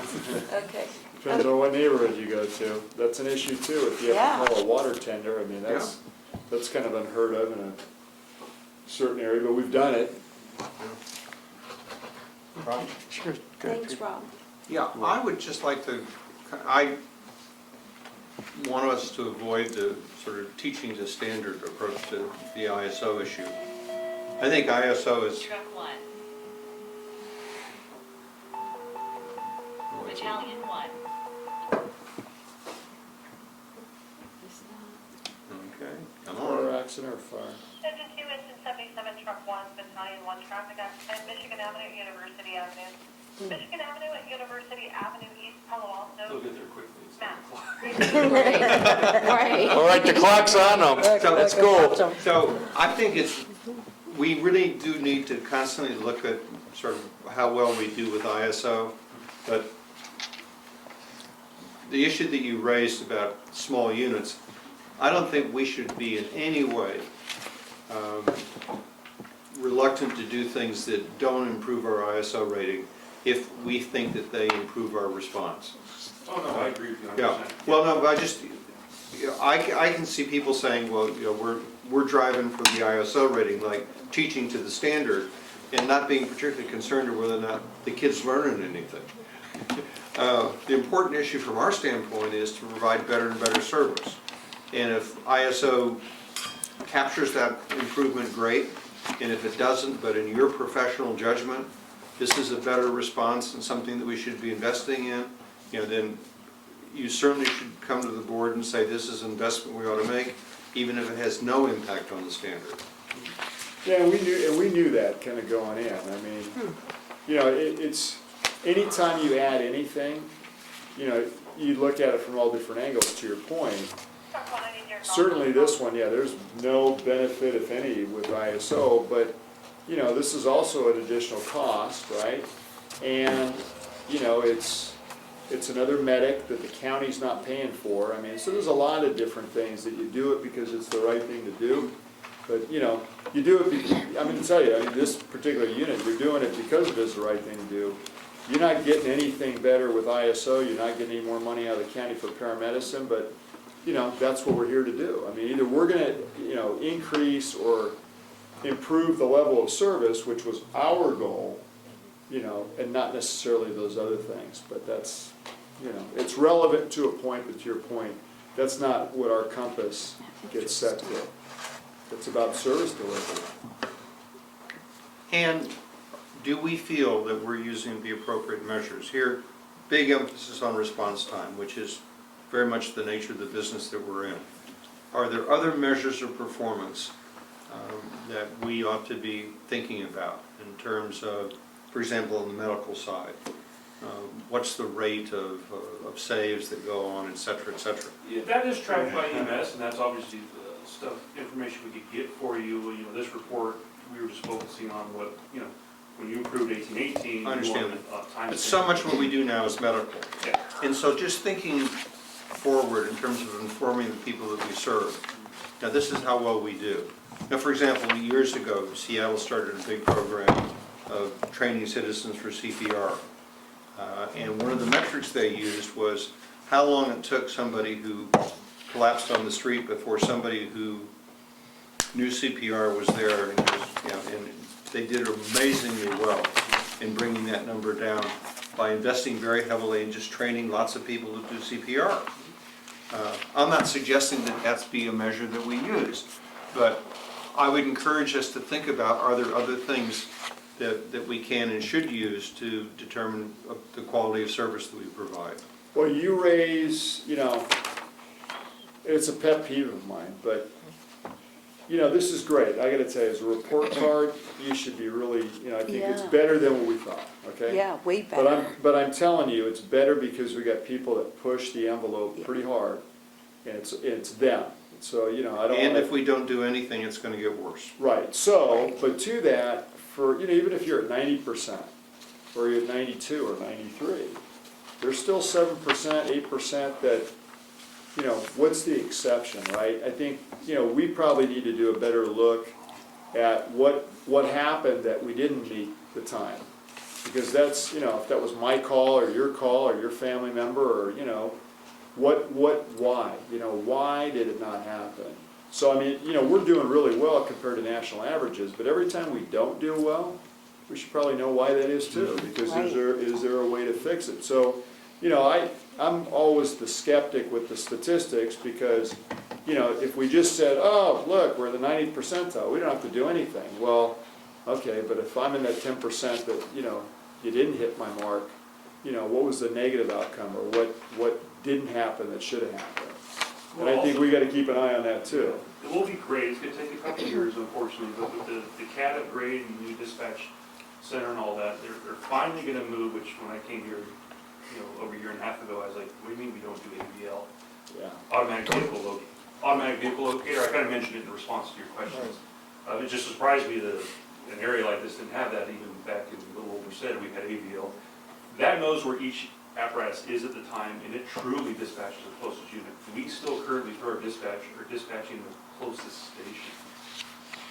And, that's not necessarily the best thing, because the unit might not be in the station, it's in the district. So when we see that change, that is going to be countywide, a huge improvement. Because now you're actually, through metrics or anything else, road miles, driving, I know that this engine should get there quicker, even though in the old system, we would have dispatched this engine. So that'll be helpful too, but unfortunately, it's going to take. What's the pacing element on getting that implemented? It's the new CAD system. Right. So dispatch is also, they're building new buildings, but they're also implementing a new computer-aided dispatch system, so totally revamping everything. I know. I'm just- There's a lot to it. I'm just, What's my pulse right now? So God bless you. They're starting God to construct the bless you. building, I can't remember the projections, 2-3 years? When they just That's what they postponed the say. groundbreaking. Right, stuff. that's what I was gonna say. well, they canceled that, so I Like within 2 days. But so here's the positive side. Positive side is we're all in one fire dispatch center. It's a great system. AutoAid works really, really well. However, as we've talked about, there's problems with what we do too, because as one big entity, we're a slow ship. If we had our own dispatch, we'd have AVL right now. But we don't, so we have to wait for all the county, you gotta wait for the county itself. I mean, it's not. Is there any advantage to us moving first and monitoring our own vehicle locations before it's integrated? So we're actually having that discussion with Palo Alto Fire Department. Because there's a way that if we got on their AVL, they could see us for automatic aid, which we're working on. And it gets to unit, but then if we had access to that system, we could see ourselves as well. It may change deployment if the BC intervenes, it wouldn't change it at our dispatch, but there is some benefit to doing it. So Palo Alto did go to AVL with their CAD upgrade 2 years ago, like what she's saying, if we got on their system for AutoAid, they could see our unit and know what close unit is. However, that doesn't do anything for PSC who dispatches us to the majority of our calls, because they don't have the technology, and they don't have the technology until they have the new CAD system put in. I don't think they would invest the money, it's a pretty big move, so it wouldn't really benefit us for majority of what we do within San Mateo County, they just wouldn't recognize it. It wouldn't help in terms of position awareness for the BC or et cetera? Oh, would, Oh, sure. yeah, I mean, yeah, we could, there's mapping programs, things like that, and you know, we used to do that when I was a town chief back in, oh, where's that engine going, you know, why are they over here? So you have that capability internally within that system that just wouldn't be utilized for dispatching, but yeah, there would be benefits to it. Yeah, because I know working with the certs and stuff, what we're doing with the new radios now, the newest radios, now transmit position. Yeah. And thanks to people like Paul Jamilian, et cetera, you know, we set up a map and you can just see where the different teams are, et cetera, and it's a huge benefit in terms of being aware of the situation and the, you know, where your resources are. Okay. Chuck, you've been very patient while I've been talking. Yes, go Chuck. Well, I want to second what Peter said, a slightly different way, and it's not entirely true what I'm saying, but the ISO rating is important, but it primarily relates to things, property. Whereas I think the response time, and there could be other measures, but the response time in general, I mean, most of our calls are medical, and it seems like ISO doesn't really care about medical very They don't. much. So, given that it's, you know, we have an aging population, given the needs, given the kinds of calls we have, I think we need, certainly we should keep up our rating because people have to pay their bill. And the lower the bill, the better it is. But I think it's the response to the medical that's really the key. And I would encourage you to keep that in mind, going even smaller vehicles. I wanted to ask about the question about the dispatch and the out of station. When I observed the system, it seemed to me that when an engine was on call, that there was a different color light flashing, so that the dispatcher knows that the unit is not in the station. Isn't that correct? Yes, yeah, when they're actually physically on call. But they don't know where they don't know where it is, except they dispatch Well, them. yeah, So they know that just from what they dispatch them to, it doesn't physically show them on the map or anything like that, yeah. And this is my bias here. I have to say to you, I don't, it's nice that we're a net exporter of service to other locales, but that's not what I was elected to do, and I'd like those people to be okay, but that's not my job. My job is to focus on the people in our district. So I wonder, why wouldn't we consider partnering with Palo Alto and using their dispatch and just getting off the county system? Why do we care about the county? You could do that, but there would be a disadvantage, obviously, from a countywide fire perspective to doing that. Meaning that the way, so all the units, the cooperation when this was created was, the units were configured the same way. Everybody dropped, for example, their numbering. So if we had an engine 1, Redwood City no longer has an engine 1, which is what they had. Everybody had an engine 1. So if 3 engine 1s show up at scene and get on the radio at the same time, who's who, right? So, you know, the numbering, the common radio frequencies, the tiering for command and control, for dispatch, for transport, for on-scene to go to a tactical channel, all that's been worked out. So operationally, it works very, very well. San Bruno, probably the greatest example of, you know, what could happen for a large-scale event, and a system that worked flawlessly, like we're one big fire department, because that's how we operate. However, to your point, with a lot of different entities comes the problem, including the county, of how it all fits, how it all glues together. And I would tell you this, our problem is less about our neighbors and fire agencies than it is about having the county be the dispatch center. Because that's who's been the cheap date all along here, is they didn't sink any money into, they don't do what you do. They don't put money in reserves. There wasn't backup funds until they got that measure passed, which they got again, which is what I sent you, because now I'm, you know, I see in the advertisement that it's paying for dispatch, it's paying for all kinds of stuff. I don't know what that means, but I'm hoping to find out, because, you know, does that mean we don't pay the bill anymore? Are we going to get better radios? I don't know. I don't know what it means. But, you know, it's been, dispatch has been tied to the county, the dispatchers do a great job, but quite honestly, the level of support from the county, the desire to improve the infrastructure, the desire to have a better facility, we've been complaining about that for 20 years. From a feasibility standpoint, could we dispatch and cover our district by partnering with Palo Alto? You could. However, transfer of 911 calls, Would be an issue. it would be, it's because it's slow down county. our It would be a Because big lot of issue. times the structure fire response, not sure if it's Bree or not, but we're saying structure fire response is 5 engines, ladder truck, and 2 BCs. Well, quite often, if it's anywhere on this side of town, that includes Redwood City units and Redwood City BC, not all 5 engines from us. If we're being dispatched from Santa Clara County now or Palo Alto, now we'd be off this system, now there'd have to be a download, downlink, Transfer. physical phone call made over to Two different PSC. counties. Say, by the way, now we need these mutual aid resources. So we'd actually slow down what we use majority of the time on this side. That would be one downside we see. How did we do it with Palo Alto now? Is it a physical phone call? They call the dispatch center. Yeah, To dispatch San center, Mateo. dispatch center, Yeah.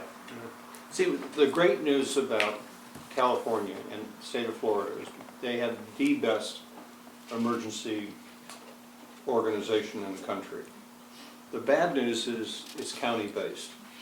And that county line is an almost impermeable barrier. And literally, the way that the rules operate, if we need a resource from Santa Clara County, technically, it's supposed to go regional OES. And regional OES contacts Santa Clara County OES, and Santa Clara County then contacts the agency. You know, there have been times, for example, when, I don't know whether it was the, one of the big fires down in San Jose, but, you know, I remember. Santana Row. Yeah, we had units sitting on 280, waiting for permission to cross the county line, That's to crazy. go in support. Doesn't it? That It's is, different it's direction. like the creek being Yeah, the it's not border. crazy. It's like the You creek. know, and being so the the beauty of what we have now is, and actually Menlo Park Fire Protection started the whole consolidated dispatch, is that we do have a countywide consolidated dispatch. We have gotten rid of all the boundaries. The closest unit does respond. We are head and shoulders above Santa Clara County. Santa Clara County has almost none of the above. San Jose, I don't even now, do they have mutual aid? They do. Yeah. But they also have a broader distribution between stations, so that's part of their. But when they had weakness. Santana, they didn't even have mutual aid in the surrounding Not communities. officially No, the way it should have run. so No, it's a, we don't have perfection, but what we've got is awfully good, and I would be very reluctant to try to cobble something together with Palo Alto, because that only takes care of part of our boundary. And so much of the resources for us will in fact flow in from the north and from the west rather than coming in from the south. And there's nothing we can do about the ambulance situation. The ambulances cannot cross the county line, absolutely prohibited by law. And, you know, we can beg, we can do whatever you want, and we just can't solve that problem. In Palo Alto, do the ambulances provide medical service, or does that all come from the fire? Palo Alto ambulances They have- are operated by they Palo have Alto their- Fire yeah. No, I because know Yeah, that, they have their but my question is, when somebody's had a car accident, the ambulance doesn't just serve them, the fire engine goes there as well. Correct, yeah, they have engine-based medic also. That's what I So, meant. yeah, they're sending an engine and an ambulance together. But the ambulance is ultimately going to do the transport. Which is when we're trying to start EMS auto aid backup, which is one of the reasons we were looking at ABL, was because our neighbors, our partners in our system, don't want to be here and they get called into Palo Alto because we would have the expanded auto aid agreement, right? Well, we don't see that happening, but to alleviate some of the concerns, you know, that's another technique we're trying. But to Peter's point, the bigger issue is going to be, got all this Measure K money, I mean, and, you know, hopefully it came through. They used us as an example of why they needed the money. So I'd love to know how they're going to spend it now. Maybe the board should write a letter saying that the communication system needs to be upgraded in the next 12 months or something. I think there, Sound good. isn't there a task force aware, because even the planning with the new OES facility had CAD, had even geotech, and It's a where they're slow- actually it's locating Slow, relative to just in the slow this. lane, that's all. But All it's, these exactly. positives, all these, the new technology, everything is slated to go into this new dispatch center, new CAD system, Yeah. which is great. It's just gonna take a couple of years to get there. There you go, there you go. But I mean, that's, it's unfortunate. And, you know, perfect example, like you brought up with the San Bruno incident. As soon as 5 phone calls went into the police department, they were done, because they couldn't handle the call volume, nor could we. And I don't know if Palo Alto could handle the call volume the way it had with the San Bruno incident. So I would rather go with our county OES, and like we've always talked about, consolidation of services. That's where it's at. I mean, if we just work with Palo Alto, well, we're cutting that part of the county off, and it's in a different county. So even law enforcement support, ambulance support, I mean, I can go on and on. I think it's very challenging. It does. Challenging is like impossible in order to. Palo Alto fire personnel, you know, their dispatch center is the police department, so the police department, the police and fire Right. for the city of Palo Alto. Well, coming from a system like that, where my last employer was a police department, fire really ends up second fiddle, Right. almost everything. Especially when it's a joint police-fire response to a crime, you know, something like that. It just never fails, and in talking with my cohorts in Palo Alto, they get the same thing over there. It's just, you don't get quite the robust system we have at PSC. Because even though PSC does do law, does do EMS, does do fire, when you walk in there, law's over there, EMS is here, fire's over there. These people are dedicated to fire dispatching, so it is a better system. Isn't it a lieutenant that runs their communication center there, police lieutenant, Palo Yeah. Alto? Yeah. Yeah, they So, rotate every 2 years. right, so I mean, it's as Chief Long said, it's a law enforcement officer or a lieutenant that's running the communication center and OES center. Okay. But you say that does rotate in San Mateo County. Yeah, they rotate, SO rotates their people through. But that's more for the law side. For the fire side, which has been a little upside down recently because they've had people leave and so forth. Yeah, I don't know if you know this, but Dan Belleville's back over there working, he's working. They still for- rotate that fire position. Well, they rotate who's, from the PD side, who's in the center. Correct. But they don't really tell fire what to do. Right, but they still rotate, I don't know if it's a Yeah. battalion chief or something that they put in there? Well, we used to You're have talking about battalion. OES. Correct. Oh, yes, yes, yes, yeah. the town chief, right now it's North County Battalion Chief. Right, that's OES. But not rotated in in, the but center. not necessarily in dispatch. Well, that's kind of, yeah, okay. They'll be in the same building eventually. The good Right, news okay. is, Belleville's over there, and we're hoping Right. he's gonna He has fix some some things up. challenges. Yeah, well, he's got a lot of challenges. He More does. than- more But than- Dan will do it. Yeah, eventually. Okay, have we, Beat this one up? have we? Yeah, pretty Yes. much. But did we But it was solve anything? interesting. Did we solve anything? Well, you know, I think. I think again, we it's vented a lot. report card from a year, we've only been doing it a year, now you have a year of data for the first time. Which is I good. think that was good that we did 18, I think it's great that we 18. know where we're at. And then we have a baseline in order to be better. And study, well, now we can start to study the exceptions. Exactly. And all goes up on the website. Yep. Yeah? Right, okay. All right, so we have reports and requests. President's report. I attended the San Mateo County 100 Club dinner on November 3rd. On November 10th, I attended the first annual Veteran of the Year for San Mateo County luncheon, and I had nominated John Wardinger, one of our fire captains, for the award, but he was not chosen. And on November 14th, of course, the chief just went over the agenda-setting meeting with the mayor and this town manager of Atherton. And that's all I have to report. Peter? No, working with the chief and with Chuck, I'm trying to sort out how to liaison with East Palo Alto, which doesn't have a liaison to the fire board, so we're gonna have to try to figure out a way to Okay. piggyback on one of their other, Who knew? Peter, I don't know if he still is or not, but Ruben Abrica used to be the, yeah, I know, I reached out to Ruben, I haven't gotten a reply from him, so. well, that's Keep normal. trying. That's normal. Well, The manager says it's Carlos Romero, but he wasn't sure either. Well, there you go. Okay. If you don't know, I don't know who it is, so. And Virginia, Save the congratulations on your election to the Harvard Commission. Thanks, Rob. And I appreciate everyone's support. And I I'll- do have a report, though. Well, I know you do, I and do. then I want to say thank you for the invite to the Red Cross breakfast Yes. that your group's holding this week. Thank you. I invited the whole board, and so I think Okay, so it'll go be a ahead. good breakfast. So, Okay.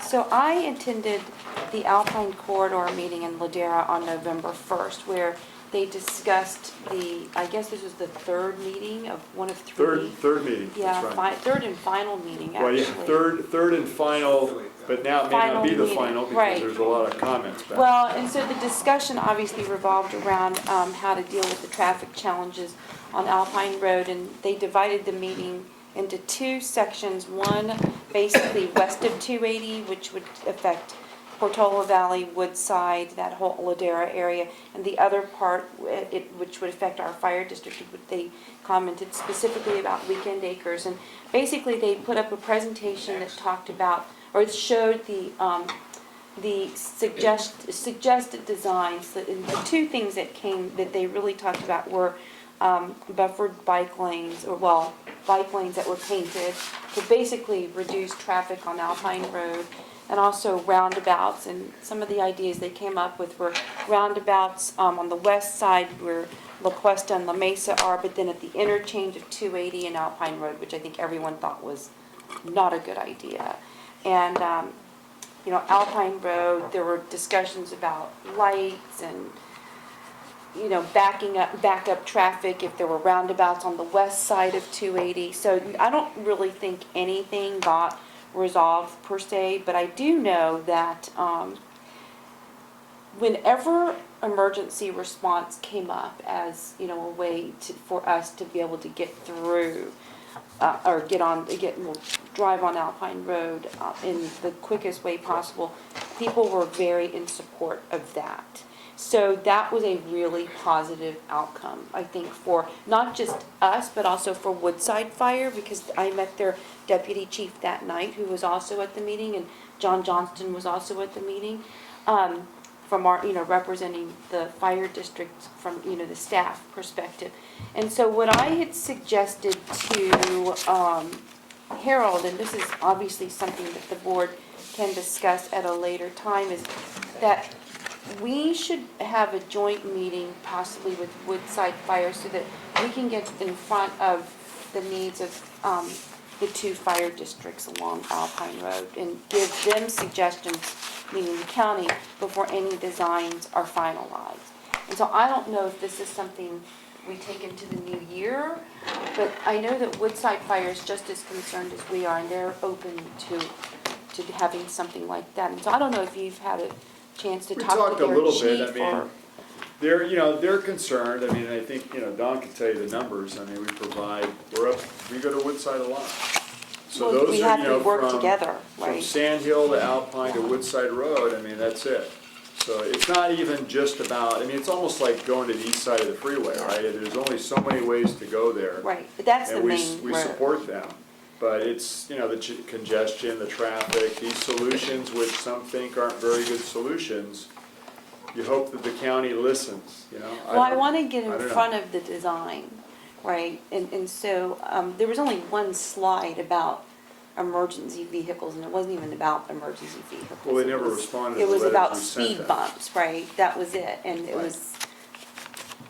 was not even detailed. It was just, we want to make sure that our emergency vehicles can go over the speed bumps without being damaged, right? That was literally the one slide, but whenever someone brought up emergency vehicles, people were very supportive of it. So I don't know, that was just something I thought about, because if we have to work together dealing with traffic on Alpine Road, then I think that the two fire districts might want to consider getting in front of the design phase before any decision has been made by the county. Because I think that they're factoring that, but not proactively factoring emergency Well, response. when I talked to, I forget the name of the person I talked to at the county, but initially when I say, can you send me the PowerPoint, Right. And they did, it was explained to me that this was pretty much all a done deal, and we're No, te- the we're Ladera telling- residents were We're not telling happy. everybody what this is gonna be, and then I know that the meeting, yeah, that you The attended. residents weren't happy on both sides, Ladera Understood. and Weekend Acres. They Well, were not. that's why they need to listen, because the last meeting Right. wasn't very good, as you Right. know, either, so. Right. But at least it wasn't one of those charrettes with sticky notes and nobody really saying anything, so. No, they actually had little groups together later on where they, you know, kind of. Well, and, you know, the concern always is, especially with the county in the last meeting, is, are they just checking the box, they're gonna do what they want anyway? I mean, that's the one where hopefully something does come out of it. Well, so I don't know, how many, did you talk to the Woodside Yeah, Fire Chief? Woodside's or what? concerned a little bit, but they're hoping, you know, that they're waiting for the county to respond to some of the concerns and see what's the alternative. Okay, so I'm just putting that out there for something to consider. Nobody believes that the lights are gonna do any good with traffic on 280. Oh, yeah, the In traffic fact, lights and or so you're gonna end up with roundabouts, more, yeah. you know, rear enders up Yeah. on 280 with people trying to get off on Alpine Road, running into each other. Yeah, You know, I mean, again, I think that there was a gentleman who pointed this out to Menlo Park, that when you fix Marsh Road, did you really fix Marsh Road? Because the way people get off and they stop at a stoplight, I mean, it's You bad. can't see the other side, I Right, mean, it's so ridiculous. before where you got on, it was a feeder, you know, what's better? And I'm not a traffic design, but I mean, some of the things people say, I see it too, you know, and we go to the wrecks. So, well, so anyway, that's pretty much it for my report on the Alpine Road corridor. But I do think that if we want to do something with Woodside Fire in terms of collaboratively figure out how we want this to look from an emergency response perspective, we should do that sooner rather than later so that we can submit our suggestions and be more proactive than not. get the bikes off Alpine Road and give them a path through Stanford campus, but that's my thing. Well, so many, again, so we can figure that out in 2017. Let's, just don't tear up the golf course, okay? Might have to They're give not- a little- might have No, to let's give a not little tear bit up the at golf course there. Come on, let's not do that. So the other I'll be thing is, darned if on November Can you 5th, imagine? I attended the basic on that side. ham radio class, which was a great class. John Mosby, 4, who 5, is 6 hole. very active in BlackBerry React, very much kind of helped organize this, and they spoke highly of our CERT program and how well we're doing as a group, and we're very happy with, you know, how CERT was moving forward. And it was actually a very informative class, so keep up the good work, Jim. Thank you. Thank That's why you came in, just for that. Yeah, just at the very end, for my report, right on Doc got BlackBerry. beaten up, you walked in, it's all good. Did you think this was a restaurant? You know, like we're open all It's night? at the city of Menlo Park. so- Oh, my gosh. Oh, So okay. that's it for me. Yeah, okay. Thank you, Virginia. Chuck? I just wanted to communicate a couple things that came to me more informally. I don't have so much formal stuff. But one was, because of my connections with CERT in East Palo Alto and so forth, I had communication from some people that are very concerned about flood issues over there. And it parallels a concern I have in Menlo Park too. But Peter mentioned the staging areas or the assembly points in Atherton. This is something that East Palo Alto's had virtually no guidance on. They've not been informed, even though maybe they could figure it out, but they don't know what's above sea level and what's below sea level. I mean, they know what's way below sea level, but in terms of assembling in a flood, they've not been told where to go. I had a very unpleasant interaction with the police chief in Menlo Park when they had their emergency meeting for the public last November, where he basically said, oh, Menlo Park's got a plan, but we're not going to tell anybody because just in case that place was flooded, we don't want people running and dying, like all us lemmings are going to walk into some flood or something. But it was so, it just infuriated me that one, he'd think we were so stupid, and two, that he's got a plan to save our lives, but he's not going to tell us where to go or what to do. And forget about, all the communications are out, how do people know what to do? But in any case, I was just going to say, to the extent the fire district could be a catalyst, maybe through our emergency service, I don't mean Jim's operation, but Ryan's operation and so forth, to the extent that we could encourage our agencies to have some sort of plan for citizens, I think it would really be very helpful for people. I don't know why these jurisdictions are so reticent to publish a plan. Chuck, let me just follow up on your point. Please. You know, again, it wasn't Atherton that did this, it was the Lindenwood Homeowners Association that did it. I think it might be very useful for us to put on our agenda whether or not we should basically either establish a policy or engage in some sort of formal communication to our partner jurisdictions, asking them to follow the Lindenwood Homeowners Association lead and designate assembly points for each of the fire district's designated neighborhoods. It's very hard pushing that from the bottom up. Good thing you showed up, Jim. It's very hard pushing that from the bottom up. And what Lindenwood finally did is said, hey, couldn't get any traction, so they said, we're just going to do this as a neighborhood association. Well, you know, it is under the plan, it's a, you know, I don't mean to make it sound like we're not responsible, but it's a PD function, right? It's movement, it's shelter, they're the ones that work with the Red Cross. You know, what I say about East Palo Alto is, I don't think there's, you know, opening anything on the east side of the freeway is a bad idea in general, just because the new flood inundation maps are worse than the last ones that they had. More of the city's gonna be underwater, so, but that means that the other jurisdictions gotta collaboratively work together. Where are these people going? Could be in East Palo Alto's no good place to go. So When you go gotta- down the coastline, for example, you see signs of, you know, tsunami Right, evacuation routes. evacuation route. And so maybe in East Palo Alto, what you need to do is figure out what the evacuation routes are. And part of an evacuation route is, well, where does it lead? Well, Evacuating to it where? leads to the city of Palo Alto. Or it to leads to or to Menlo Park. Atherton, or Where to, do you go? you know. Where do you go? But perhaps we could be somewhat more forceful in saying to our partner agencies, folks, you know, it really would be helpful to provide some guidance and direction here. We'd be pleased to work with you. And you know, we've done our part, which is we've designated the neighborhoods.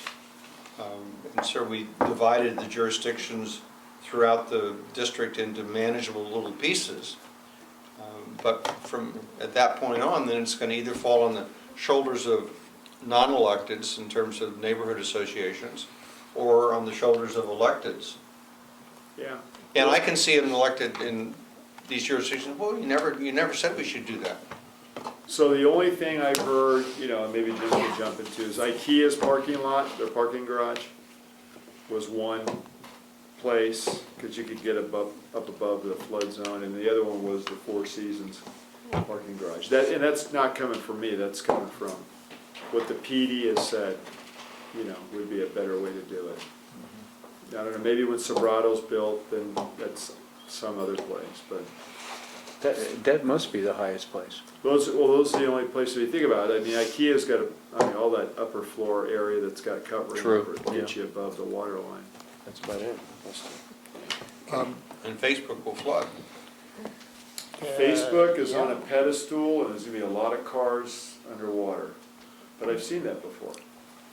The other thing that I wanted to communicate, and this, I went to an election evening party, and for some reason was besieged by 2 or 3 people.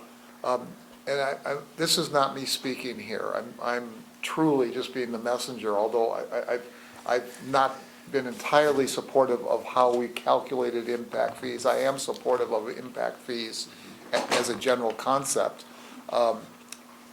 These people were adamant that if we imposed impact fees, they were essentially going to declare war on the fire district. And I was told that at least one of them had spoken to you personally about this and had expressed this, that there was just,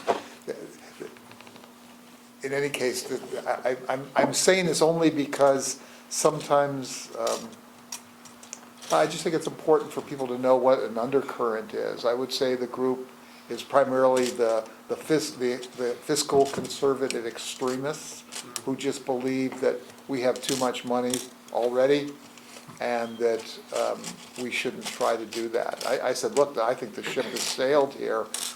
This is where it's going, and some people are already paying it. Anyway, I just wanted you to be aware of that, and I don't know if it's worth. I think there's always a, you know, I don't know who it is, but I'd be happy to speak to whoever, because there's a huge misunderstanding about what it is we're really doing and how it's really being done. Well, there was some misunderstanding. Somebody said, it's just outrageous that this would be on residential properties. I said, whoa, you ought to know what you're talking about. That rhetoric has been perpetuated, I think, to make it so this is a red herring to a lot of people, including how much money we have and that we don't have dedicated reserves. And again, we explained all that to the developers, Facebook, Bohannon, Greenheart, to their satisfaction. But we might want to, I don't know what our website says about this, but we might want to do a very clear one-page public awareness kind of summary of this. And we've actually had some discussion with the board president, vice president about doing our own presentations, maybe at all 7 stations, on not only deployment, but these issues, because the misinformation that's out there is, I think it's disturbing to me, because part of it is, it gets to the trust, it gets to the, you know, the transparency of the organization. We don't have anything to hide, we're not hiding anything, and I think there's so much bad information that's being used against us that that's part of the problem.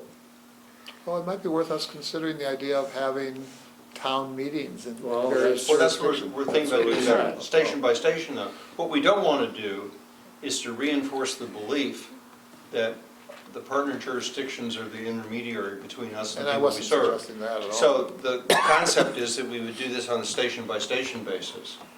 And that's the way that we would connect with our constituency. I think that's. Got an a great apparatus idea. room, we got chairs, and Yeah. then advertise it and see who shows up. Firehouse in every neighborhood, and a neighborhood around every firehouse. Barbecue. I didn't know that was Brownies. planned, but as Well, we I, actually, we just, at our last meeting, that I met with the board members, I brought that up because I've heard that. I've heard what you've heard. I mean, I don't remember anybody saying they're going to war with me, but, you know, or the district. Because I would have remembered that one. But, you know, I don't know why, again, I think we need to say what we need to say, and then when people like, and I use, you know, Councilmember Otaki. His information, I knew when I listened to him on the conference call at the council meeting, that it was so far off, so 2 years ago, that he, and I said, everything you covered, I totally agree with, because we've already changed all that. So, But that goes back to the communication from staff to the elected body. yeah, and in the council member's defense, from any jurisdiction, if I just use Menlo Park and the general plan and, you know, 3,600 pages for one document, 700 for another, and I'll, you know, I'll give Atherton a plug too. I mean, their drone report is 700 pages.